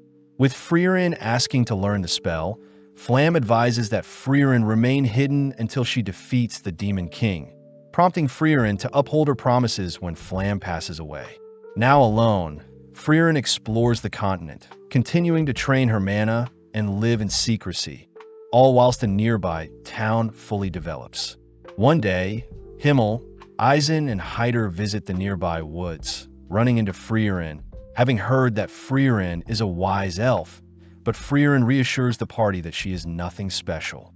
Asking the party to leave, Freeren hears that Himmel suspects Freeren is far stronger than she is letting on, giving Freeren enough reason to begin adventuring with her new hero party. Having activated her scale, a dense ball of mana for both Freeren and Aura appear, prompting Freeren to ask if Aura is truly confident she'll win. Smirking, Aura recounts how Freeren had only made a name for herself 80 years ago alongside the hero party, scoffing at Freeren's shameful mana output as it has remained the same since they last met. With Aura's mana ultimately tipping the scale in her favor, Aura prepares to sever Freeren's head, but strangely, the scale begins to tip in Freeren's favor. Freeren takes the chance to point out how simple-minded Aura is, revealing that she had been concealing her mana all this time, shocking Aura as she calls Freeren's bluff. Freeren praises her master Flam for teaching her such a tactic, scaring Aura, as although Aura has lived for 500 years, Freeren has lived for over 1,000, finally unleashing her true monstrous mana output. Horrified to have been deceived, Aura ultimately is forced to yield to Freeren's commands, ordered to take her own life as Freeren leaves the scene. Returning by sunrise, Freeren prays for the fallen soldiers who are finally free from their eternal curse. Meeting up with Fern and Stark, happy to report that Freeren has been excused of all crimes. As Graf thanks Freeren for preserving the bodies of the past heroes, Freeren explains that Himmel had instructed Freeren to treat the dead with respect, but Freeren also congratulates Fern and Stark for successfully defeating powerful demons. Graf asks for a burial for all the fallen, only to spot a familiar-looking pendant, grateful to Freeren for preserving what was left of his son. As a reward, Graf agrees to give Freeren with anything of her choosing, surprised to hear that Freeren simply wants the grimoire Flam, the mage left behind detailing the town's barrier. Luckily, both Freeren and Graf agree that the grimoire is a fake, but Freeren could care less, prompting Graf to ask that Freeren be more casual around him. Freeren says she prefers not to, as in the past Himmel and Eisen were almost executed for speaking rudely to royalty. But this reminds Stark that Graf had threatened to execute him for speaking casually earlier, comedically fainting at the sight of a lumberjack appearing in the room. Luckily, Graf reassures everyone that he doesn't take offense to being addressed casually, reminding Freeren and her party that the town knows of their heroic feats and wants to celebrate their accomplishments. With Fern levitating Stark's unconscious body through town, the gang end up spending some time in town, rewarded and praised for their accomplishments, only to attend an official funeral for the fallen. Having spent enough time in town, Freeren and her party begin heading out, escorted by Graf himself, warning Freeren that their next destination with the Northern Plateau is quite dangerous. Graf asks if Freeren's party houses a first-class mage, a mage that has received a certification award from the Continental Magic Association, leading Fern to show off her third-class mage certificate. Fern asks why Freeren hasn't acquired her certificate yet. But Freeren states she's too lazy to constantly update her rank, especially since the association changes every few years. Freeren shows off her old holy emblem, but Graf suggests that Freeren visit Oberst in the Northern Lands, the largest magical city, to take the first-class exam. Graf says the gang can make it to the city if they head over the Schwer Mountains, wishing Freeren and her party the best for the future, and promising to never forget what Freeren did for their town. Heading towards the mountains, our trio realize that it's beginning to snow, prompting Freeren to reveal that during the previous war with the Demon King, it was ultimately the cold winter conditions that claimed the most lives. Sadly, as the gang begin venturing on, they get lost in a snowstorm, leading Stark to faint in such poor conditions. Knowing that he'll be blown away with transportation magic, Fern is forced to drag Stark along, all heading towards an emergency shelter at the foot of the mountain. Relieved to see the shelter still standing, Freeren opens the door to a strange man exercising whilst half-naked, terrifying Fern as she is afraid the man is a pervert. Defusing the situation, the man reveals that he too is an elf, having been 300 years since he saw one of his kind. Grateful that Fern started a fire, the man introduces himself as Kraft the Monk, amazed to hear that Freeren is traveling to Oriol, also known as Heaven. Just then, Fern states that Stark's body is getting colder, cutting to Stark's perspective where he's dreaming of a massive jumbo berry dessert, only to awaken to see Kraft sharing a bed with him.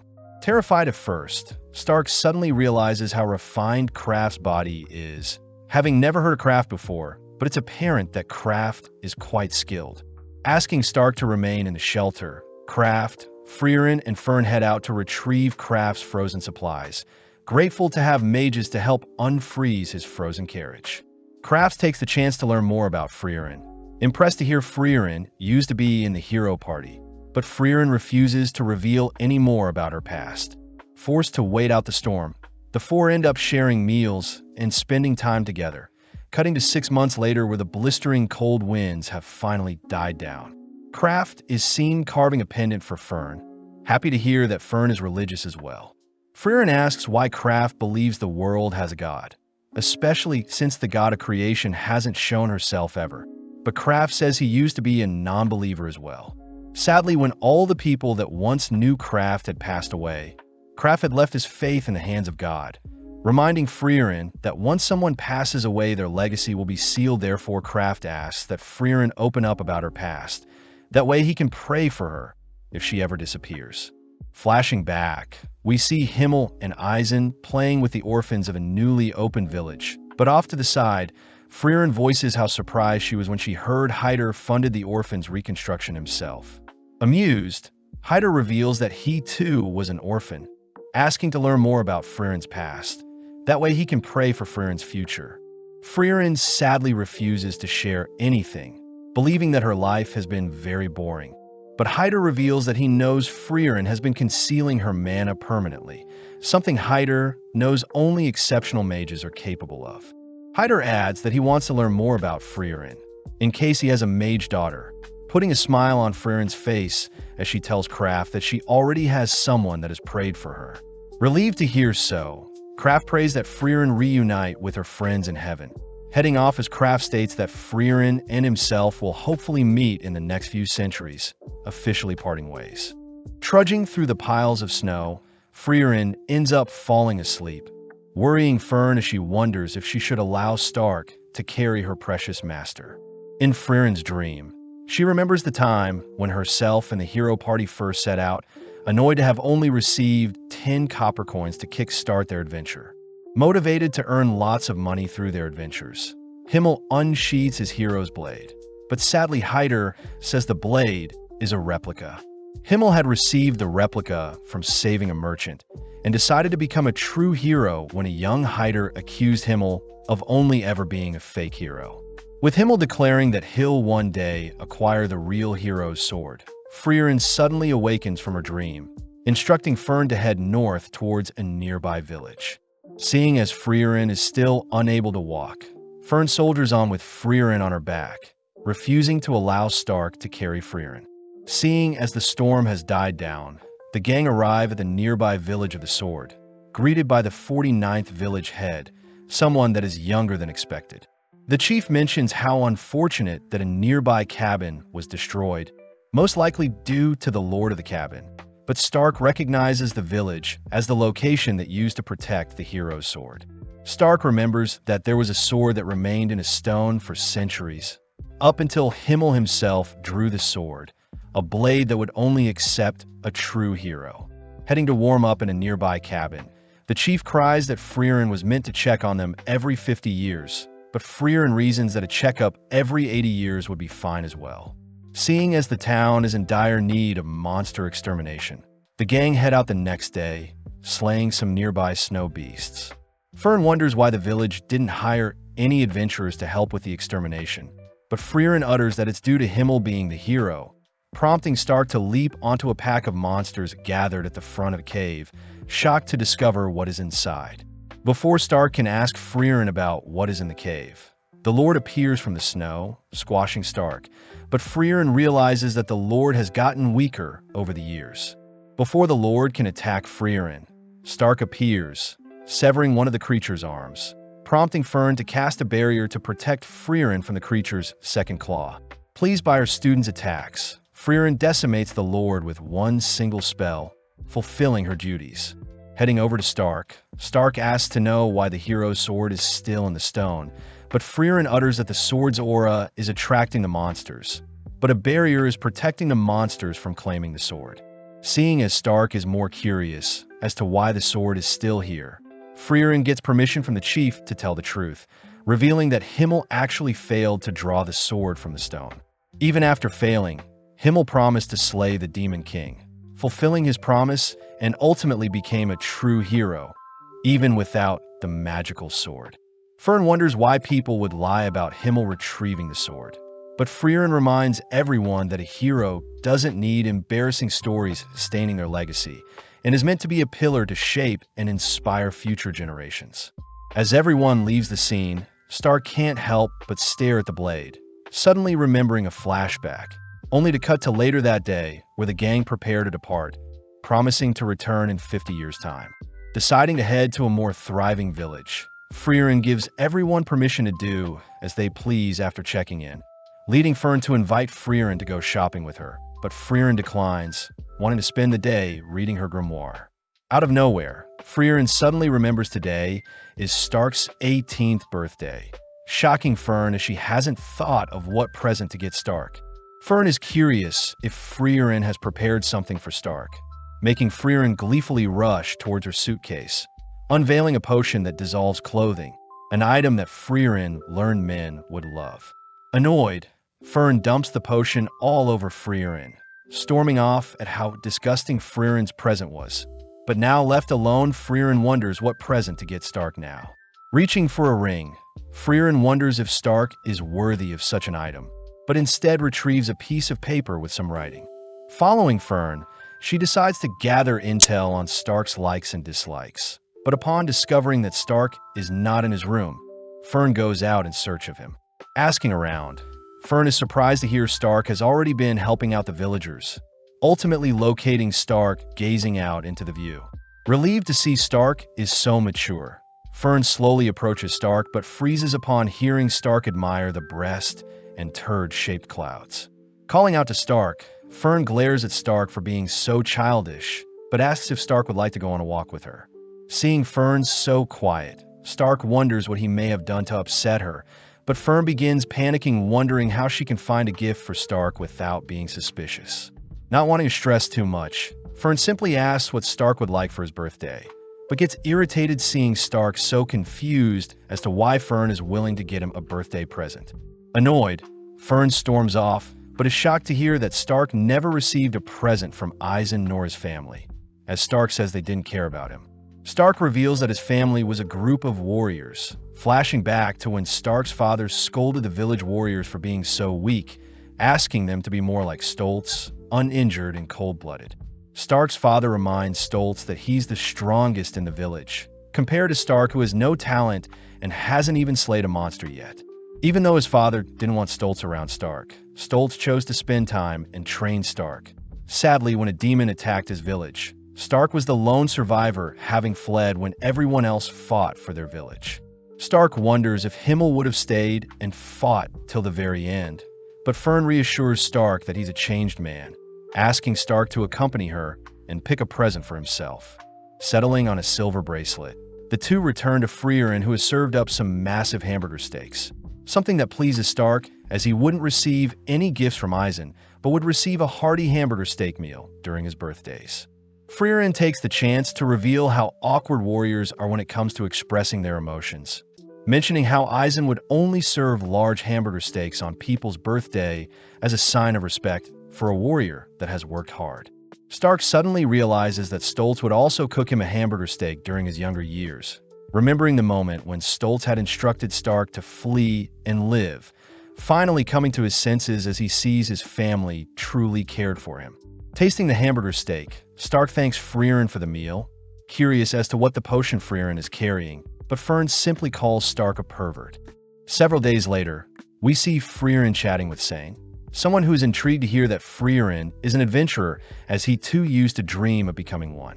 Sane mentions how he had a friend who was fixated on living out an adventurous life, but as Sane grew older, he slowly grew apart from his friend who continued down the adventurer path.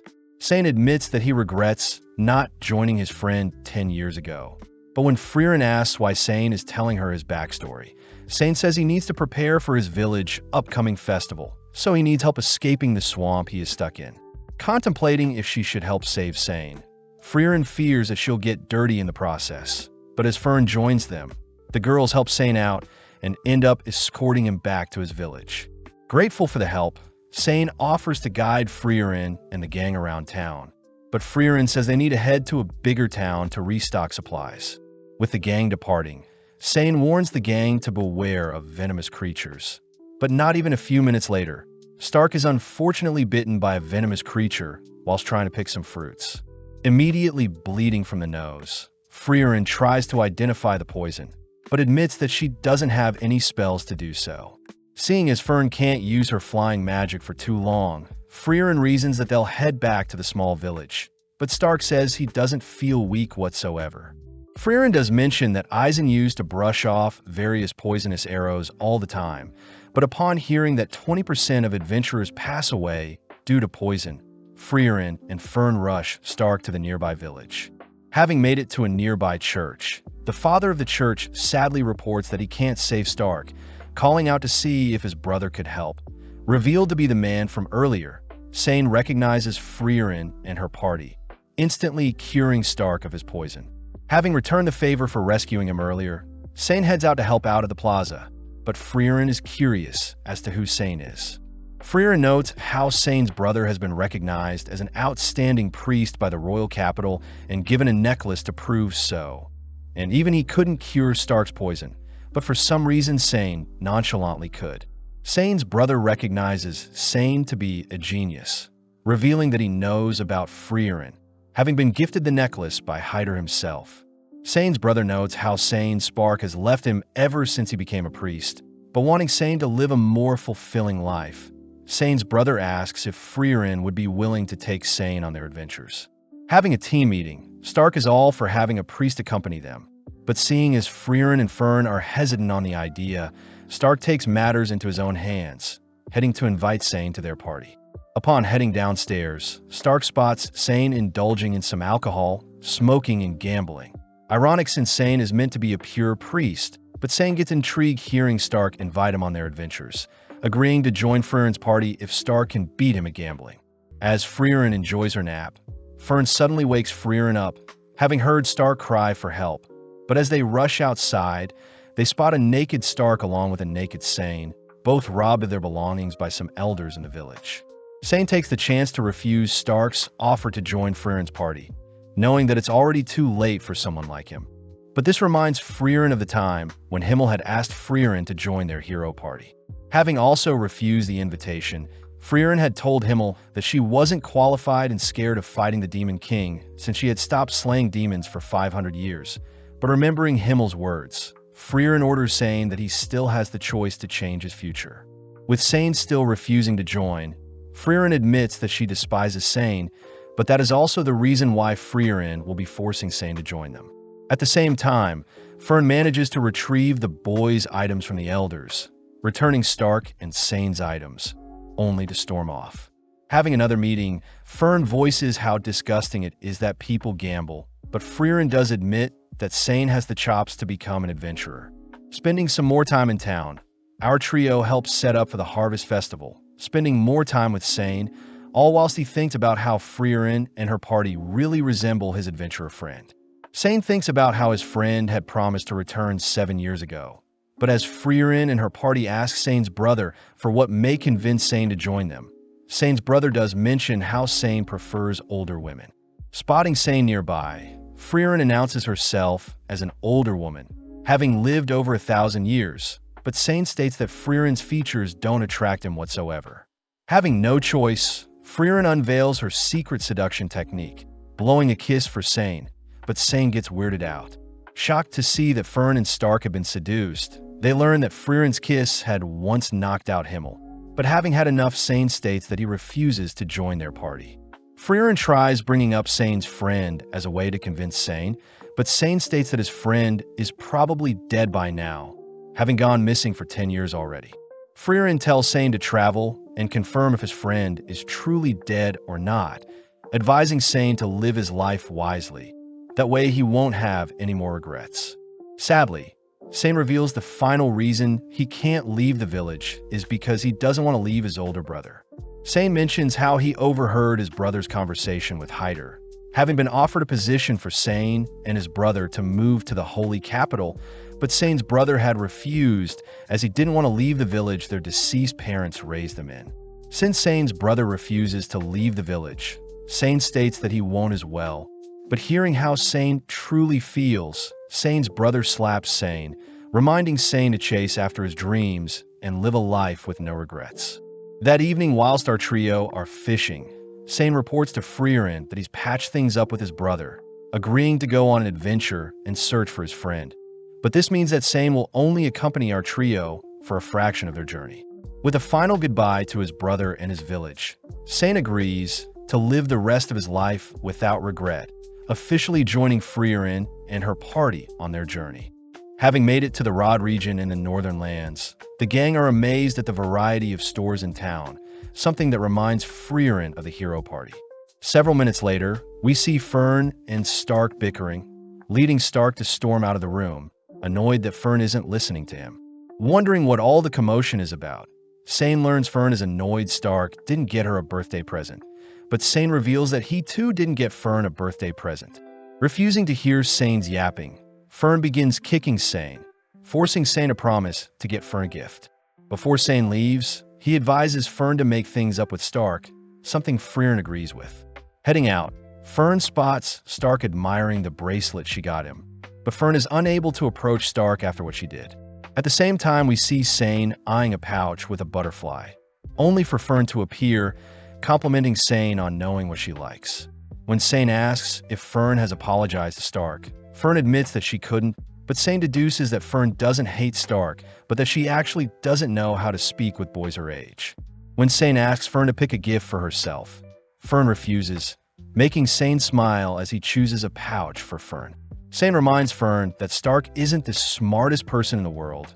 Plus, it was a joint effort when Fern bought Stark a gift on his birthday. Seeing Fern slowly realize she was in the wrong for lashing out earlier, Sane hands Fern her gift, advising Fern to go pick a gift with Stark for her birthday, and that Stark will only know how she feels if she tells Stark outright.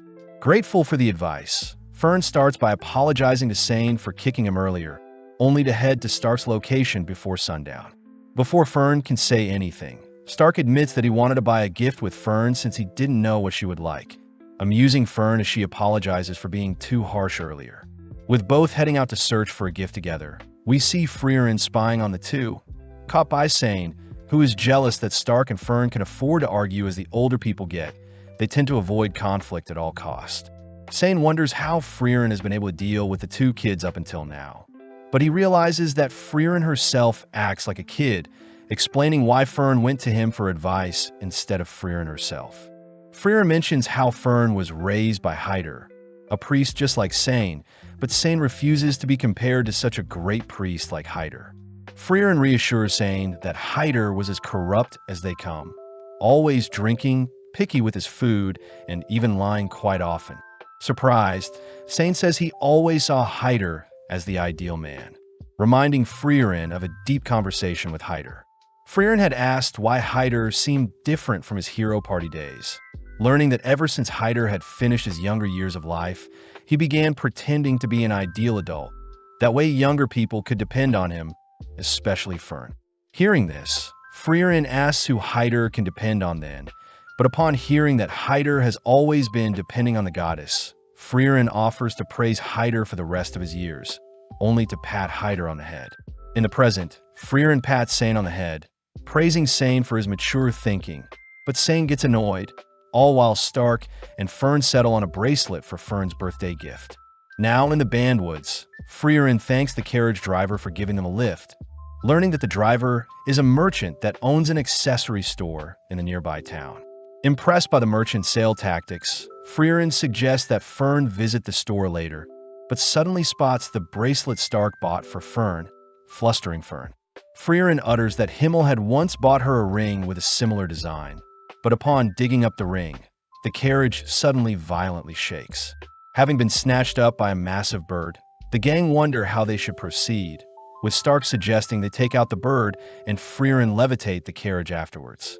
Sadly, Freeren reveals that flying magic was only discovered 40 years ago and that the humans had stolen the flying technique from demons, meaning most flying magic can only be briefly used on objects smaller than a human. Freeren suggests that she fly away with the merchant, Fern fly away with Sane, and Stark leap out of the carriage. But Stark reminds Freeren that he is a human, disappointing Freeren as she remembers Eisen would easily tank any free falls.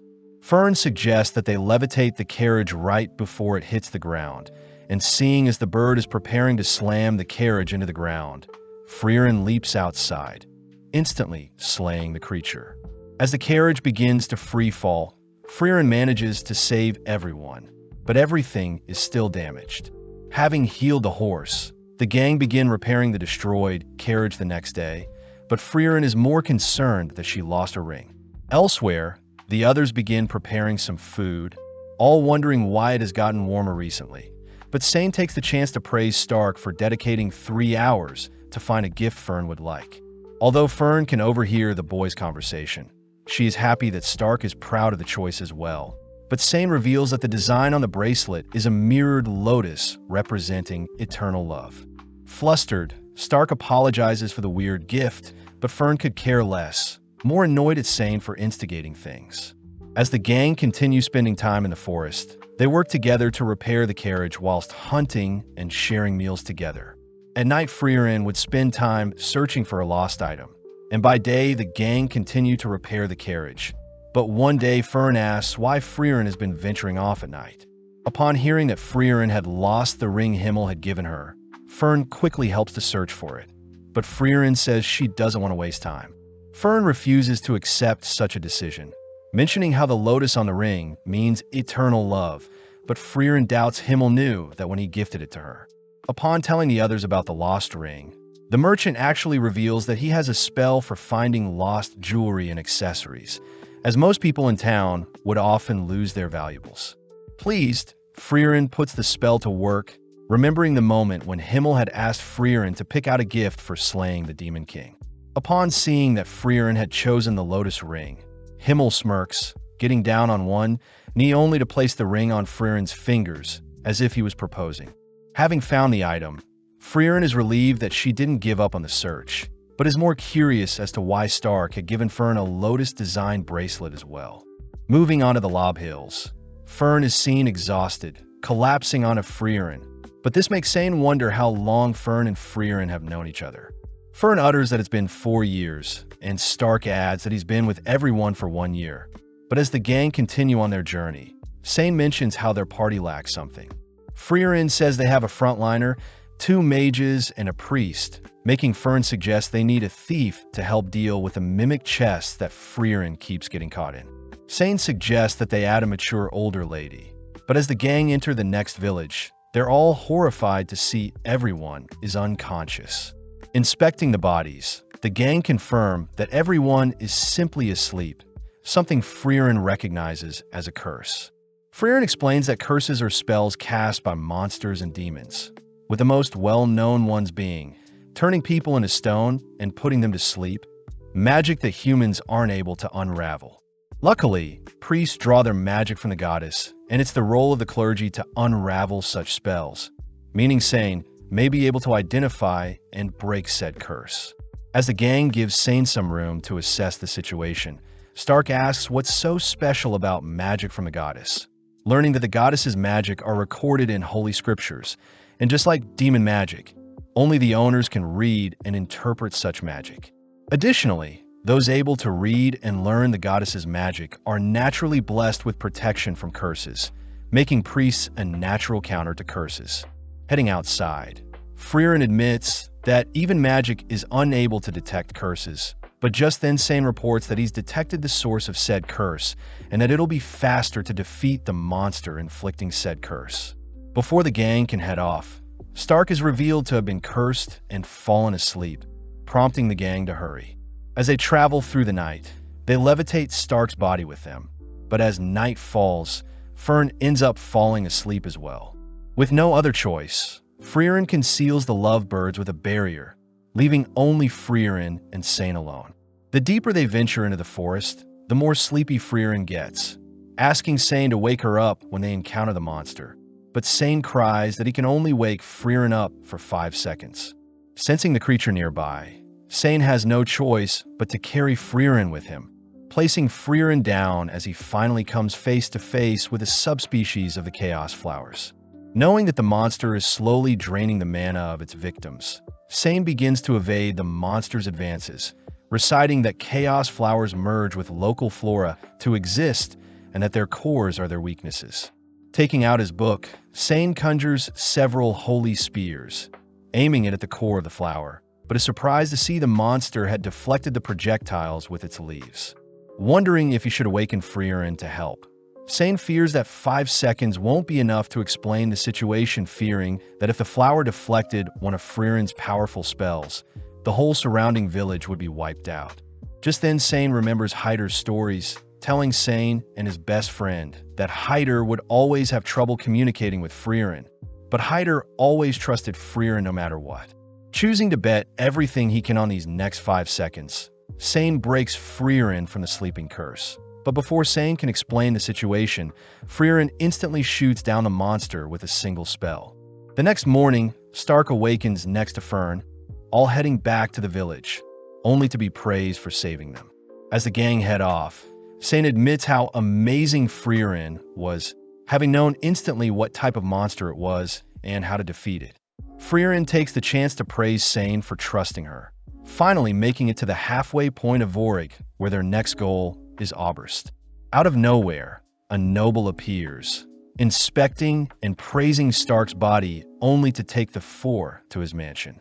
Recognizing the noble as Lord Ordin, Freeren asks that Ordin not do as he pleases, revealing that she knows the Ordin family is one of the 3 great families in the Northern Land, and that Ordin's grandfather was impulsive like Ordin himself. Seeing as Ordin is quite stubborn, Freeren attempts to leave, but upon hearing that they are low on funds, Freeren agrees to hear what Ordin is offering. As they walk through the mansion, Ordin asks where Stark is from, but upon hearing that Stark is a warrior from the Klee region, Ordin reveals that his family originates from the same village. Showing a picture of his son, Wirt, Ordin says that Stark looks exactly like Wirt, the heir and hero of the city. When Freeren asks to know what Ordin wants, Ordin reveals that his son had passed away whilst fighting a demon, giving his life to ensure the demon was defeated. Ordin says only Gable the butler and a few others know of Wirt's death, and that he would like Stark to stall and keep up the town's morale as they rebuild their city's army.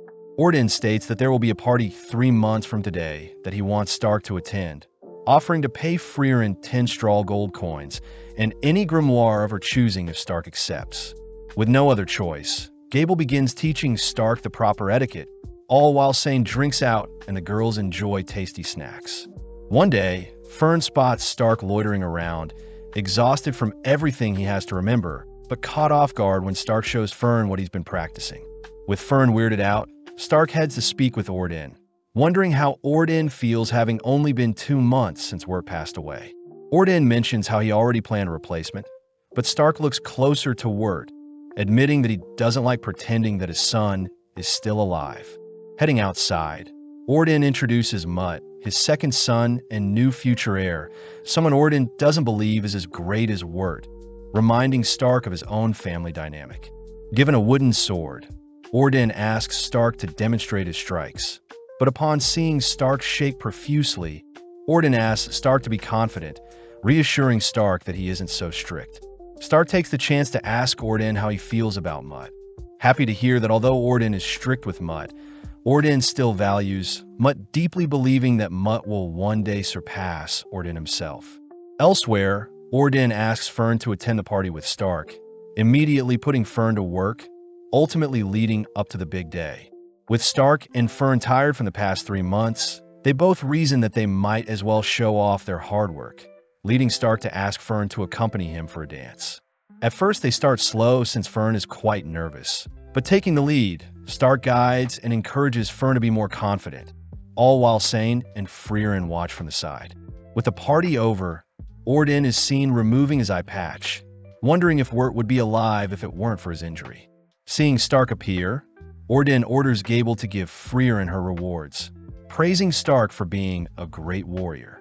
Before Orden can offer Stark to remain by his side, Stark refuses as Stark can't replace Orden's dead son, and Orden can't replace Stark's dead father.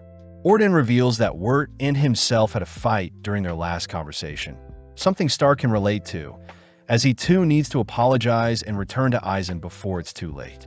Flashing back, we see Sane passing time by fishing, but is interrupted by his friend who drags Sane along to take photos with him, a memory Sane still thinks about.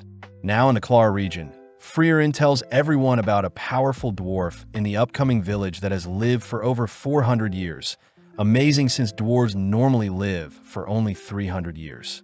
Freeren says she refers to the dwarf as Old Man Vol, a rare case of someone that can relate with Freeren since they both live for a long time. But as the gang cross a small river, they spot the infamous village along with a sleeping warrior guarding the village. Revealed to be Vol, Stark feels bad for the old man, but Freeren calls Vol out for pretending to be senile again. Out of nowhere, Stark is suddenly struck, falling onto his knees as Vol warns Stark to always be cautious of everything he sees, as Vol could have easily taken off Stark's leg if he tried. With Vol inviting everyone into the village, Freeren orders Stark to remain behind and train with Vol, given a tour by one of the villagers. As Fern and Sane help the villagers harvest some crops, the villager mentions how he's never seen Vol so happy, having believed him to be only a senile old man. But the villager did mention how Vol chose to protect and remain in the village even after all this time. With the gang spending some more time with Vol, a week passes by in an instant, pleasing Freeren as Stark has improved quite a lot since training with Volume. Freeren reveals that Vol was the reason Freeren chose to learn more about Himmel and the Hero Party, cutting to the past when Himmel had asked Vol why he had stayed and protected the village for so long. Vol mentions how his wife was a human and that he's simply protecting the village to retain any memory Vol has of his wife, something Himmel finds admirable. Thanking Himmel for his kind words, Vol promises to remember the Hero Party once they've defeated the Demon King and have passed away, but Himmel reassures Vol that Freeren and Eisen will be the ones to continue their legacy even after passing. In the present, Vol asks Freeren if she remembers the faces and voices of her Hero Party, but Freeren gets offended, stating that Himmel is the reason she has begun to change. Hearing Vol utter that he has forgotten his wife's face and voice, Freeren calls Vol out for joking around, mentioning how her party will be heading to Oriole near the Demon King's castle. Pleased, Vol gets excited that Freeren is finally going off to defeat the Demon King. But this surprises Freeren as she wants to tell Vol that the Demon King has already been defeated, but holds back not wanting to disturb Vol's peace. With a final farewell to Vol, the gang continue on their path, occasionally stopping so Sane can ask around for his friend's whereabouts. Stark is impressed that people still remember the name of Sane's friend, even after 10 years, but Sane mentions how his friend went by Guerrilla Warrior, a memorable title. With a mere bridge separating the gang from reaching the magical city of Oberst, the gang choose to rest first at a nearby village, excited to hear that Gorilla Man did indeed help defeat a demon in the village, but only a stubborn old woman may remember where Gorilla Man did after. Upon visiting the older woman, the woman refuses to give the gang info on Gorilla Man for free, starting off by having the party run several errands that take up several hours. Once the gang has wrapped up and reported back to the older woman, she finally agrees to give the gang their final task, and only after will she give them the information they want. Heading to some old statues, the woman mentions how she recognizes Sane, but upon seeing the old statues, the gang hear that the statue honors two forgotten heroes. Realizing one of them to be Kraft, Sane suddenly remembers a time when Hyder had shown the younger versions of Sane and Gorilla Man a similar statue, warning that everyone's legacy will eventually fade and be forgotten. From that moment on, Sane's friend had claimed the name of Gorilla Man, and Sane was given the title of Goatee Priest. Having helped clean up the statue, the old lady reveals that Gorilla Man also helped clean the statues a long time ago, even speaking quite highly of Sane. As the gang begin heading off, Freeren realizes Sane knows where his friend is, believing his friend is in the opposite direction of Oberst, making Sane struggle to decide what to do. Conflicted on what he should do, Sane reminds himself that he's on the journey to look for his friend, but seeing as they need more time, the gang spend the night in town. With Fern and Sane heading out to retrieve firewood and food, Fern and Stark share a moment when Fern teases Stark with her cold hands, but the gang get worried seeing snowfall. The next day, the town is consumed by a blizzard, meaning they won't be able to proceed with their adventure until the blizzard dies down. Luckily, Freeren knows that there's a magic store with a shady shopkeeper, mentioning there could be a possibility for legendary spells. Since they'll be staying in town for a month, Sane gets quite relieved, getting to share meals and spend time with Freeren and the others. With several days already passing by, Sane is seen drinking with one of the village elders, realizing that he's been spending time away from Freeren and the others. At that moment, Freeren appears, asking if Sane can mediate an argument between Fern and Stark.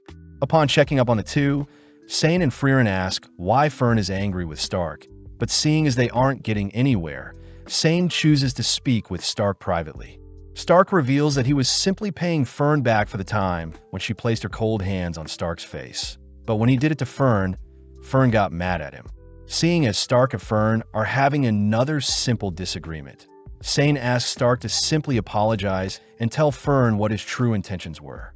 Up next, Sane speaks with Fern privately, relieved to hear that Fern doesn't hate Stark for what he did, but was simply frightened when Stark held Fern in place with his strong hand. With the two lovebirds making up, Freeren and Sane share a meal, prompting Sane to ask why Freeren invited him on the journey in the first place. Freeren reveals that Sane reminded Freeren of herself before she met Himmel and the hero party, simply giving Sane a reason to adventure and live life, just like how Himmel gave Freeren a reason to live. Grateful for the memories, Sane bids farewell the next morning as he plans to search for his friend, surprising Stark and Fern since the farewell was quite short. As our trio make it to the Offen mountain ranges, where Stark is tasked with hunting and gathering, but one day Stark discovers that Fern has caught a fever.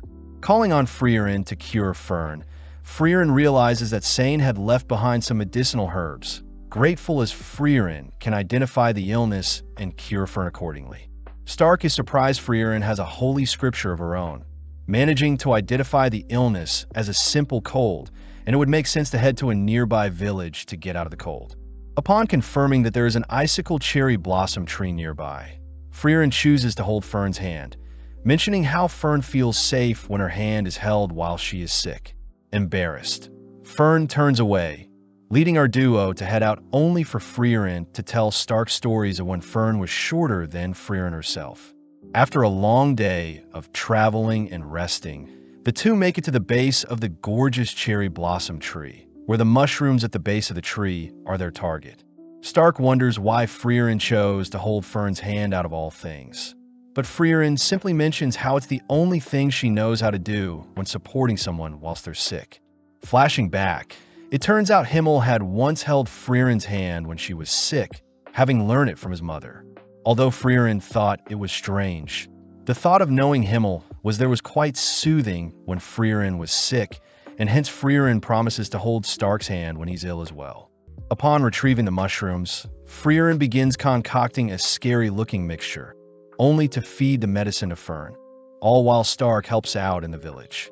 Having made a full recovery, the gang thank the village for all the help, finally heading towards Oberst, the Magic City. Finally laying eyes on the Grand City, the trio reason that they should look for a carriage to cut down on time, prompting Fern to remind Freeren to take the first-class mage certificate if they want to enter the Northern Plateau.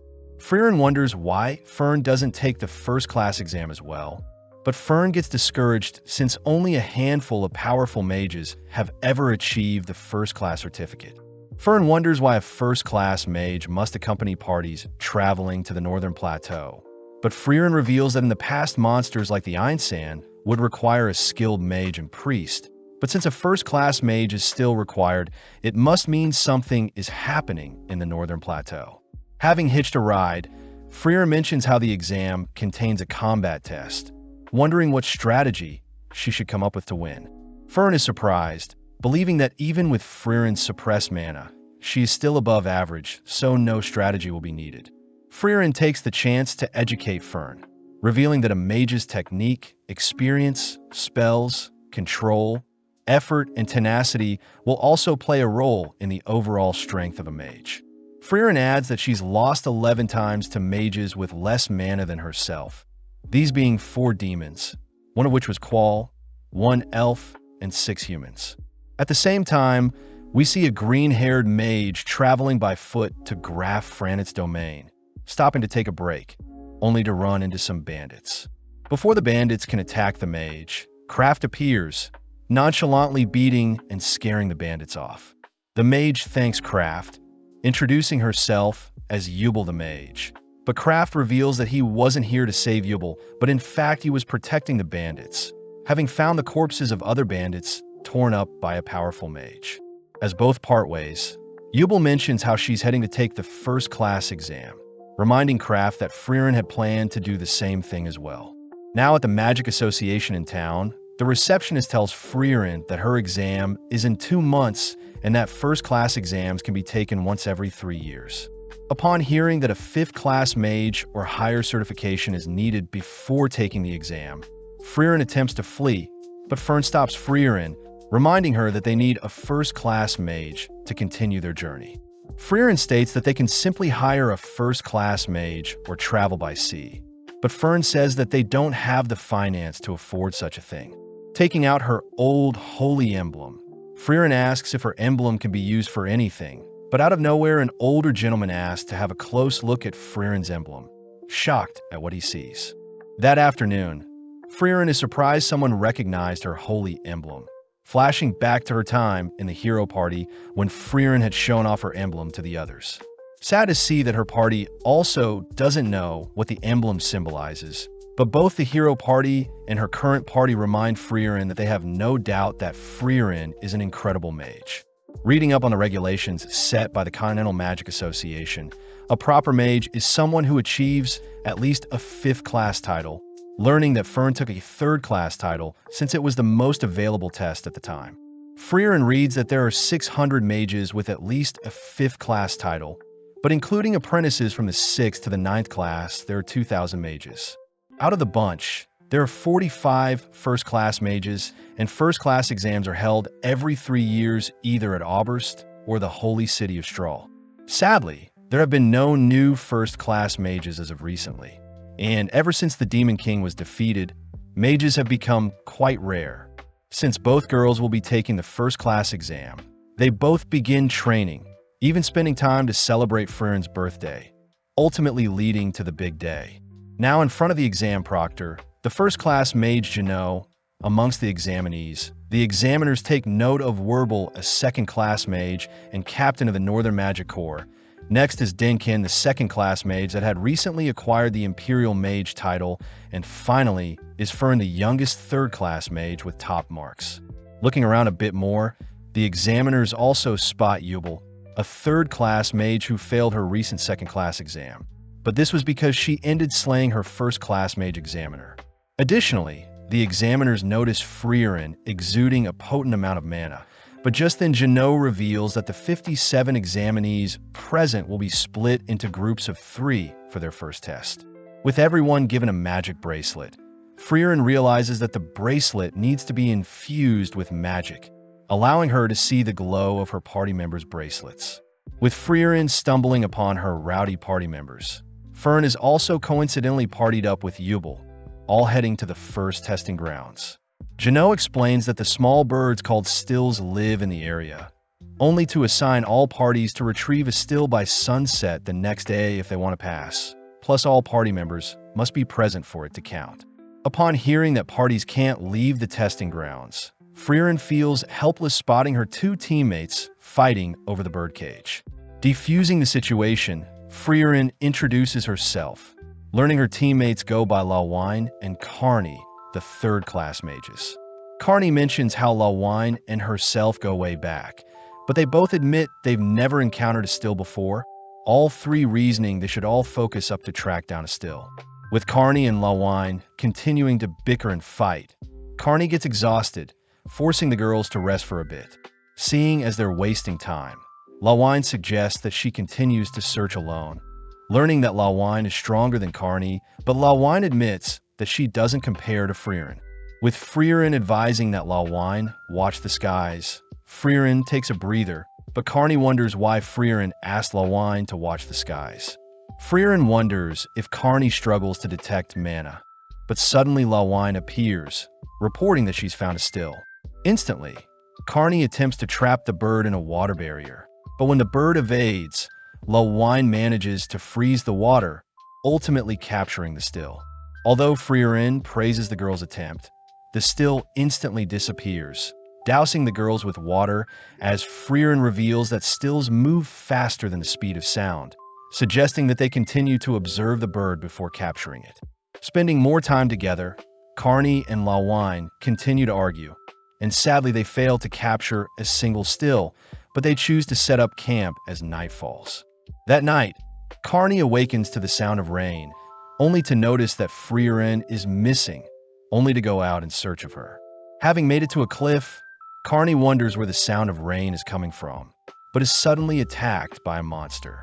Pinned down and without her staff, Carney cries for Lawine, but out of nowhere Freeren binds the creature, reminding Carney to watch the skies. Giving Carney time to calm down, Freeren wonders why Carney and Lawine work well together even though they hate each other. Carney reveals that she is quite a coward, remembering a time when Lawine had stayed back to help Carney learn how to fly, even giving Carney several compliments to cheer her on. When Carney still refused to fly, Lawine kicked Carney off the cliff, impressed that Carney learned to fly when it mattered the most. Freeren is happy to hear that Carney and Lawine appreciate each other after all, but is more intrigued to hear that Carney has come up with a plan to capture a still. Returning to the campsite, Freeren sits watch as the girls sleep, remembering a time when Eisen was shaking in fear, knowing that their hero party needed to face a dragon.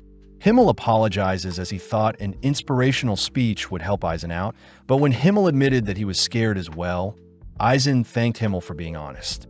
Knowing that the dynamics for parties differ from case to case, with Freeren leaving to test something, we switch over to Fern's party, who had managed to capture a still for themselves. Seeing Fern relaxed, Fern's members remind Fern that other parties can still steal their still, asking that Fern prepare to fight other mages. The next morning, Freeren and her party go over what they know about the still. First, the creatures travel faster than the speed of sound. Next, the bird can break out of any normal restraints.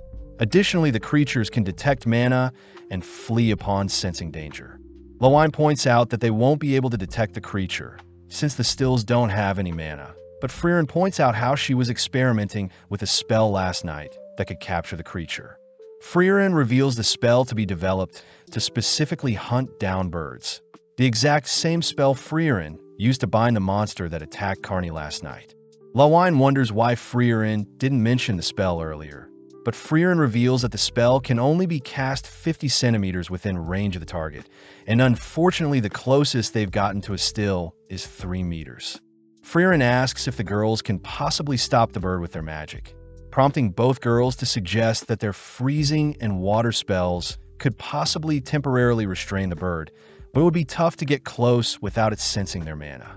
Suddenly realizing something, Freeren tells the girls her idea, intriguing the girls as they may have to fight with the other parties, but they commit since it's their only option. At the same time, Fern, Yubel, and Land all choose to hide in a cave, but upon running out of water, they all decide to replenish their water. But Yubel suddenly realizes that the ground they're walking on used to be a riverbed. Fern asks how powerful the barrier is, wondering if the barrier stopped the flow of water into the testing area. But Land points out that there is still a source of water in the middle of the testing area. Additionally, since the still won't survive without water, Fern's party agrees to search for smaller ponds nearby. But upon detecting a magic projectile nearby, Fern instantly conjures a barrier to defend. Unable to spot their foes, Fern continues to stall, all whilst Yubel fends off Werbel's advances. Land faces Sharf, and Fern faces Airy. Werbel takes the chance to praise Fern for reacting to his spell, but before the two parties can initiate their duel, a massive beam of light suddenly consumes the central lake. Lawine is revealed to be freezing the central entire lake, confusing the other parties as they fail to unfreeze the lake. Having witnessed Lawine's magnificent spell, Denkin reasons that no still will now come to the lake again, advising his team members, Richter and Laufen, to follow after Freeren and her party as they plan on stealing their still. As Freeren and her party set their plan into motion, Fern and Werbel's party begin clashing, all agreeing to separate for now.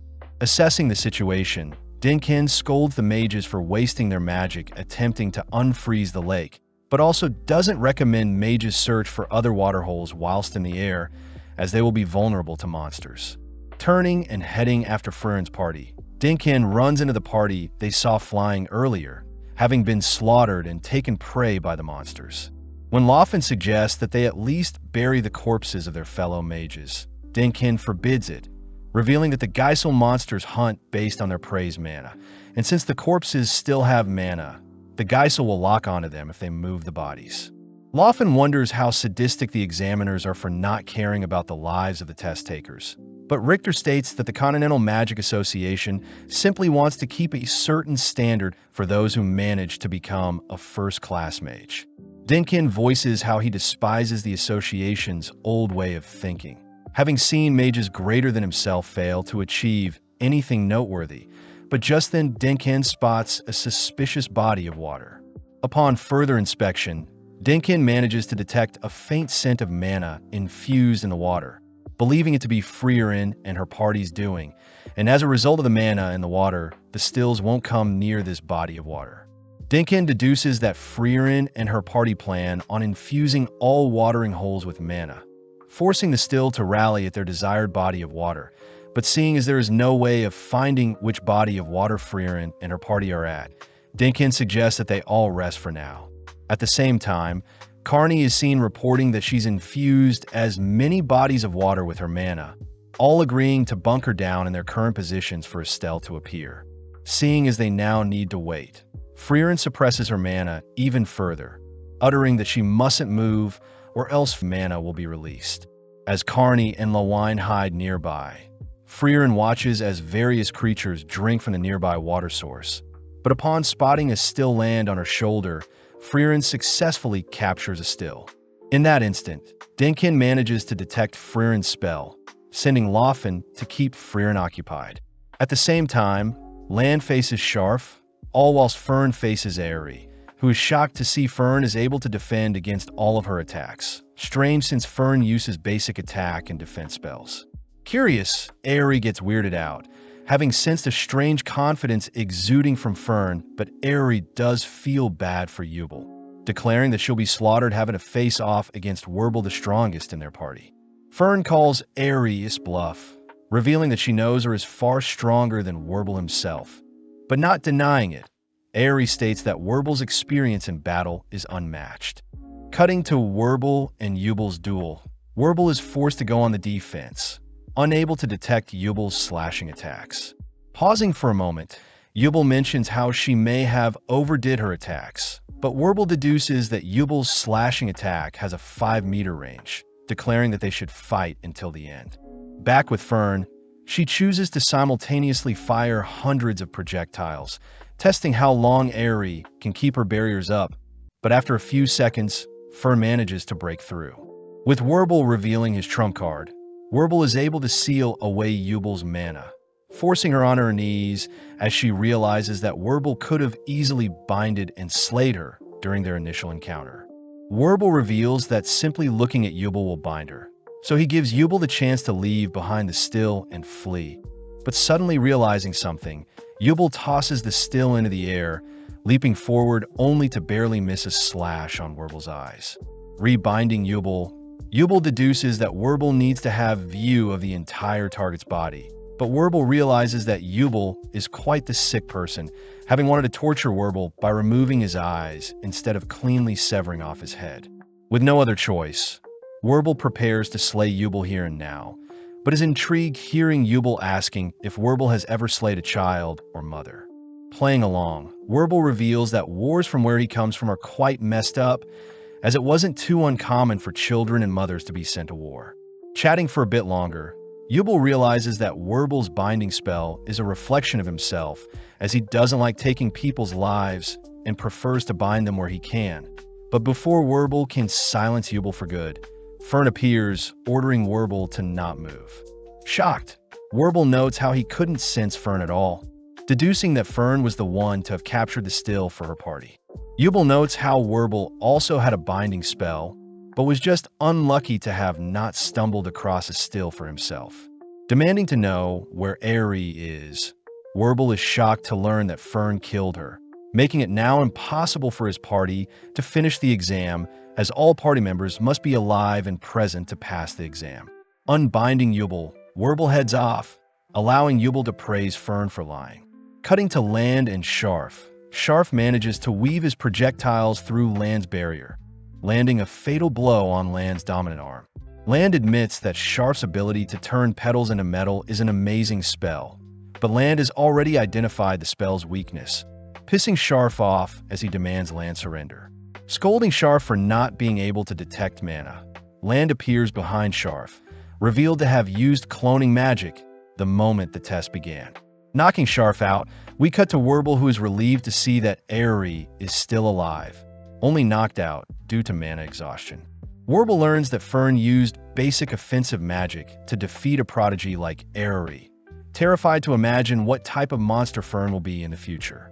As Werble carries Aerie on his back, they head to Sharf's location, forcing Werble to levitate Sharf alongside them as they all hear rain hitting the outside of the dome.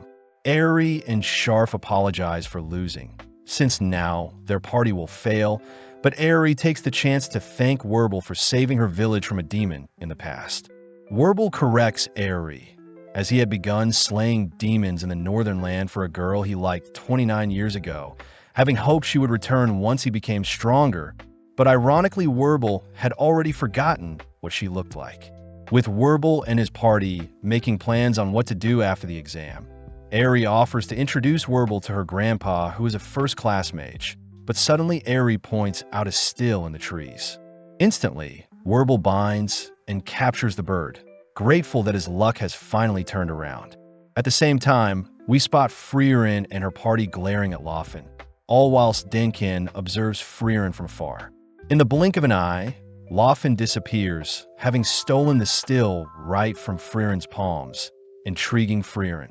Elsewhere, we see Examiner Sense scolding Jeannot for allowing so many promising mages to die, but Jeannot reminds Sense that only the most elite should be allowed the title of first-class mage.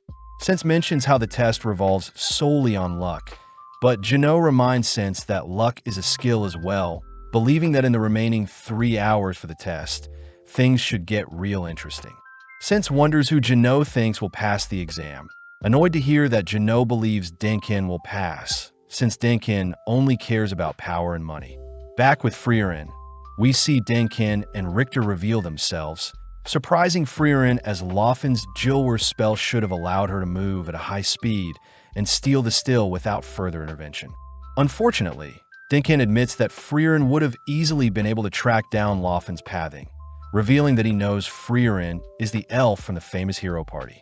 Richter states that he plans to kill one of Freeren's party members, but before Richter can cast anything, Dinkin orders Richter to stand down. Surprised, Richter wonders why a cold Imperial mage like Dinkin would be so reserved to killing, but Freeren and Dinkin both agree that the title of first-class mage isn't worth taking another's life. Pissed, Richter reminds everyone that more than 50 years ago, the founder of the Continental Magic Association, Ciri, appeared, promising to give anyone with the title of first-class mage any spell of their choosing. People have since then regarded Ciri as the closest thing to the goddess themselves. Therefore, mages must do whatever it takes in order to obtain the title of first-class mage, if they want their wish granted by Ciri. Hearing Richter once again declare that he'll slay one of the girls, Dinkin orders Richter to only place their enemies to sleep, prompting Richter to separate both parties with an earth spell, allowing Dinkin and Freeren to face each other. Flashing back, we see Flam take Freeren to meet with her master, Ciri. As Flam and Freeren kneel before Ciri, Ciri is impressed by her student as Flam had managed to acquire a powerful elf as a disciple, leading Ciri to grant Freeren any spell of her wish. Sadly, Freeren refuses, stating that she finds joy in searching for the spell. But this disappoints Ciri as Freeren lacks the ambition to prioritize growing stronger. Correcting Ciri, Flam states that Freeren will ultimately be the one to slay the Demon King. Confusing Ciri as such a feat isn't that impressive. Flam adds that Ciri yearns for a good battle, but Freeren yearns for peace. In the present, Richter slowly begins to march towards Carney and Lawine, but when Lawine attempts to freeze Richter, Richter simply continues marching. Firing several icicles, Richter simply blocks the projectiles with an earth wall, only to send pillars shooting from the ground towards Lawine, but Carney steps in to block the spell. Having seen enough, Richter confirms that Lawine wields weak ice magic and Carney is useless without water nearby, annoyed that he is facing such weak opponents. As the girls evade Richter's advances, Lawine reminds Richter that he's exhausting his mana with such flashy attacks, but Richter says the girls are simply defending and not attacking. Richter states that a mage's barrier is quite effective, but it hasn't improved over the years since a complex defensive spell would be useless during battle. Crouching down, Richter suddenly conjures a rock pillar, an attack so strong that it blows the girls into the air. Before Richter can leave, he's disappointed to see the girls refusing to give up, amused to hear Lawine threatening to manipulate the water in his body. Richter reminds the girls that mages must first be able to picture the spell before they can cast it. And even if the girls manage to grasp the complexity of a human body, Richter's mana will protect him from any of the girls' magic. Admitting that they were simply bluffing, Lawine does point out how Richter is also scared of something, realizing that Richter had purposely moved them away from any bodies to prevent Carney from using them. At the same time, Dinkin and Freeren effortlessly exchange attacks, but as the fight draws on, Dinkin admits that his mana will be depleted before Freeren's. Choosing to end the battle quickly, Dinkin encases Freeren with a tornado, igniting the tornado, which catches the attention of the examiners. The examiners state that the barrier created for the exam was made by Ciri herself, but they do find it weird how someone was analyzing the barrier recently. At the same time, Freeren appears from Dinkin's spell unharmed, forcing Dinkin to barrage Freeren with several light projectiles. Out of nowhere, Dinkin is forced to defend against a stray projectile, amazed that Freeren both defended and fired off a shot of her own. Having closed the gap, Freeren rushes Dinkin with a spell, ultimately defeating Dinkin, who has exhausted his mana. Approaching Dinkin, Freeren demands to know where Loffen and the Still are, but Dinkin refuses to disclose anything. With no choice, Freeren flips Dinkin over, stating that she knows Loffen is nearby, only to threaten to slay Dinkin if Loffen refuses to show herself. Dinkin orders Loffen to stay hidden, but seeing Freeren prepare to harm Dinkin, Laufen blinks to save Denkin, only for Freeren to intercept and capture the two. Taking back the still, Freeren ties the two up, but Laufen takes the chance to ask why a wealthy, well-off man like Denkin is so fixated on becoming a first-class mage. Denkin utters that his homeland is within the northern plateau, and he simply wants to visit a grave in his homeland. Denkin asks if Freeren will need to help the girls, warning Freeren about Richter's sporadic nature. But Freeren mentions how she's finished analyzing the barrier. With Richter confirming that Denkin lost to Freeren, he turns his sights back onto the girls, this time dead set on unleashing powerful earth magic to snuff out Carney and Lawine.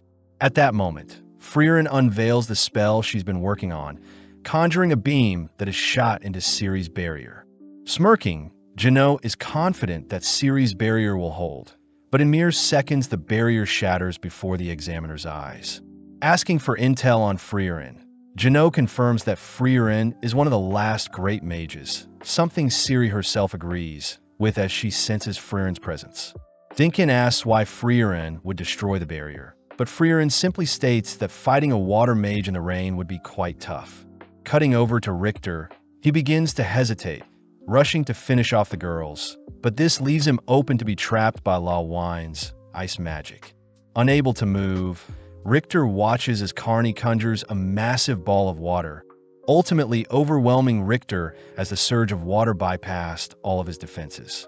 Heading over to the girls, Freeren utters that they have 2 hours remaining, praising both girls with head pats for their hard work. Having washed up beside Denkin and Laufen, Richter admits that his mana is depleted as well, but with no other choice, Denkin's party continues on, refusing to give up. Following Fern and her party, Yubel is weirded out to learn Fern only uses basic spells to fight. Plus, Yubel is intrigued to see who Fern's master is, as they were able to destroy the barrier. When Fern begins telling her party about the spell she can use, Land reminds Fern that there'll be possible enemies in the future, advising Fern to hold onto her secrets. Back with Denkin's party, they run into another party that has managed to capture a still, but are clearly exhausted, having lost one of their teammates during the process. Choosing to fight with honor, Denkin and Richter confront the party with bare fist, cutting to the end of the exam, where 6 parties remain with 18 mages passing the first round. The examiners announce that the next exam will be held in 3 days, all while Stark enjoys his peaceful time alone.